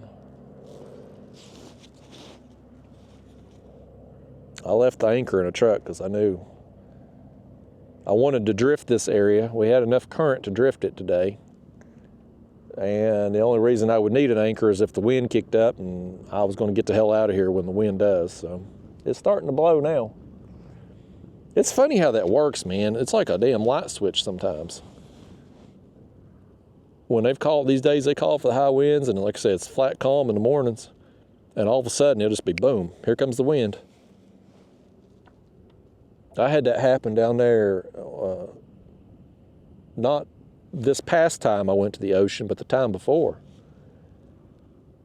I saw some clouds off in the distance, and it was sprinkling a little bit, and I pulled out my phone. I looked at radar, and it was just some light rain, just a very light green there on the radar. I thought, I'm good. It's a little rain shower, no big deal. And the rain wasn't a big deal. It wasn't a big deal at all. But the wind just suddenly just came out of nowhere. And it just started ramping up. And I didn't know if I was going to make it back because the wind was blowing with the current. So, like, to get back to shore, I was going against the wind and against the current, and I was barely making any progress. I'm like, boy, I'm in trouble here. Thankfully, I made it back okay. I got behind an island where I had a little bit of a shield from the wind and was able to make some progress, but it was pretty intense, and it just came out of nowhere. I mean, it was just I mean, you could see it. I can't see it come out of nowhere. Like, you could see it coming. You could see the clouds, and it started to rain a little bit. But the wind, like, there was no warning. Like, the wind, it was just barely blowing at all, and then boom, full speed. But this kayak, one of the downfalls, the thing that makes it so great is the maneuverability, right? It's lightweight and super maneuverable. A fish hits, we're doing 360s. It's awesome. That same characteristic, though, is a problem in the wind because you get blown around every which way. It's like a leaf floating on the water. It's just, you're spinning every which way. You're just blown around. Like, the wind can be problematic in this particular model of a kayak. And right now, I mean, we're moving upstream right now.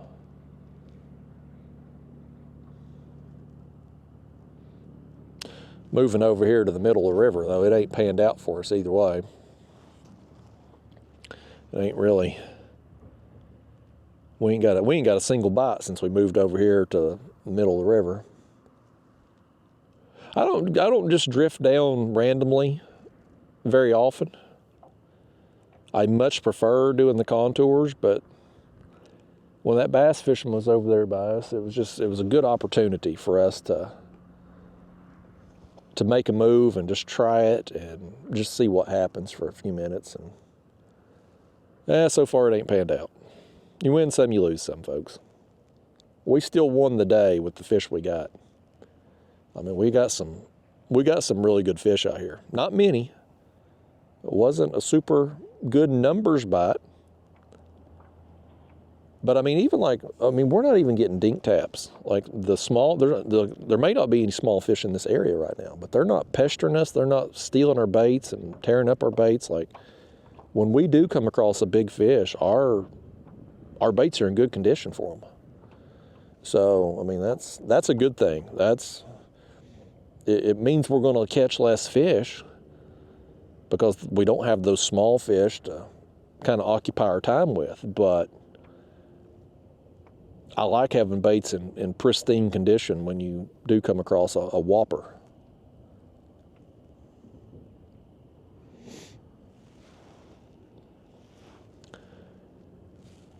Yeah, the wind just keeps pushing us upstream. But I mean, we've been at this almost 4 hours now. So I mean, we got longer than what I thought we were going to get today. And the wind's not super bad right now. It's not like it's not manageable, but it's clearly getting ready to get going. But I mean, we got longer than I thought. Our bait lasted. So yeah, it's been a productive session. I'm going to go home happy. Stop and get something to eat on the way and go home today, do some editing, get all the computer crap caught up. Might even play some Mario Kart today. I might sit out on the porch and play Mario Kart this afternoon. I'm still into that stupid game, y'all. Not only am I into action figures, but now I'm into Mario Kart too. I've gotten slightly better at it. I'm winning more frequently now. I play online against people. So sometimes you get in there with some real ringers that are just really good and you get beat bad, but when I find some bums to play against, I can sometimes get a win. And that's happening more frequently. Even when I'm playing against players that aren't just total bums, like some of them that's same player rating as me, like I'm winning against those players some. So I think I'm getting better at it. I don't know if that's something to be proud of or not. Like, should I be proud that I've put in so many hours to Mario Kart that I'm actually improving at it? I don't know. But nevertheless, I am. I enjoy it. So it's rotting my brain, but I'm having fun while my brain rots. So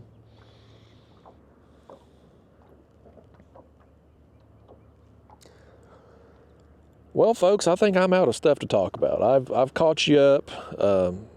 screw Mariner Sales again. I just want to put that on record there. I'm never spending another dollar with Mariner Sales.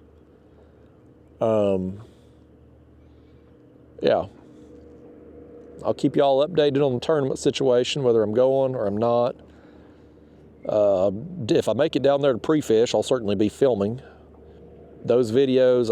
I may wait to publish those videos of me pre-fishing down there until after the tournament, just so you don't want to tip your hand for tournament purposes. You don't want to. If you go down there and you pre-fish and you film a video, you're giving information to your competition if it comes out before the tournament. Even if you don't do good, right? Like just an average trip or below average trip, like you're telling your competition what not to do. If you have a good trip, you're telling them where to go and what to do. If you have a bad trip, you're telling them what not to do. Like, it's information either way. I mean, some of my best pre-fishing information is when I do terrible in an area. I know to rule that area out, or that depth, or that technique, or whatever. I mean, that's good information. So if I do go to Alabama, I'll probably wait on posting the videos, but this video here, by the time it comes out here in a few days, if I'm able to get another video this weekend before I potentially go to Alabama anyway, those trips would come out after the tournament anyhow. So not a big deal. Well, all right, folks. Well, I'll tell you what, man, I'm out of stuff to talk with you about. We've went a long time now without a bite. I think moving over here to the middle of the river, bad idea. But we can say we tried it. But I think I'm gonna reel up, go grab some lunch, go get some computer work done, and call it a day. Thanks for coming with me, man. The bite's limited, but boy, I sure had a blast on the few that we did get. I'll see you next time.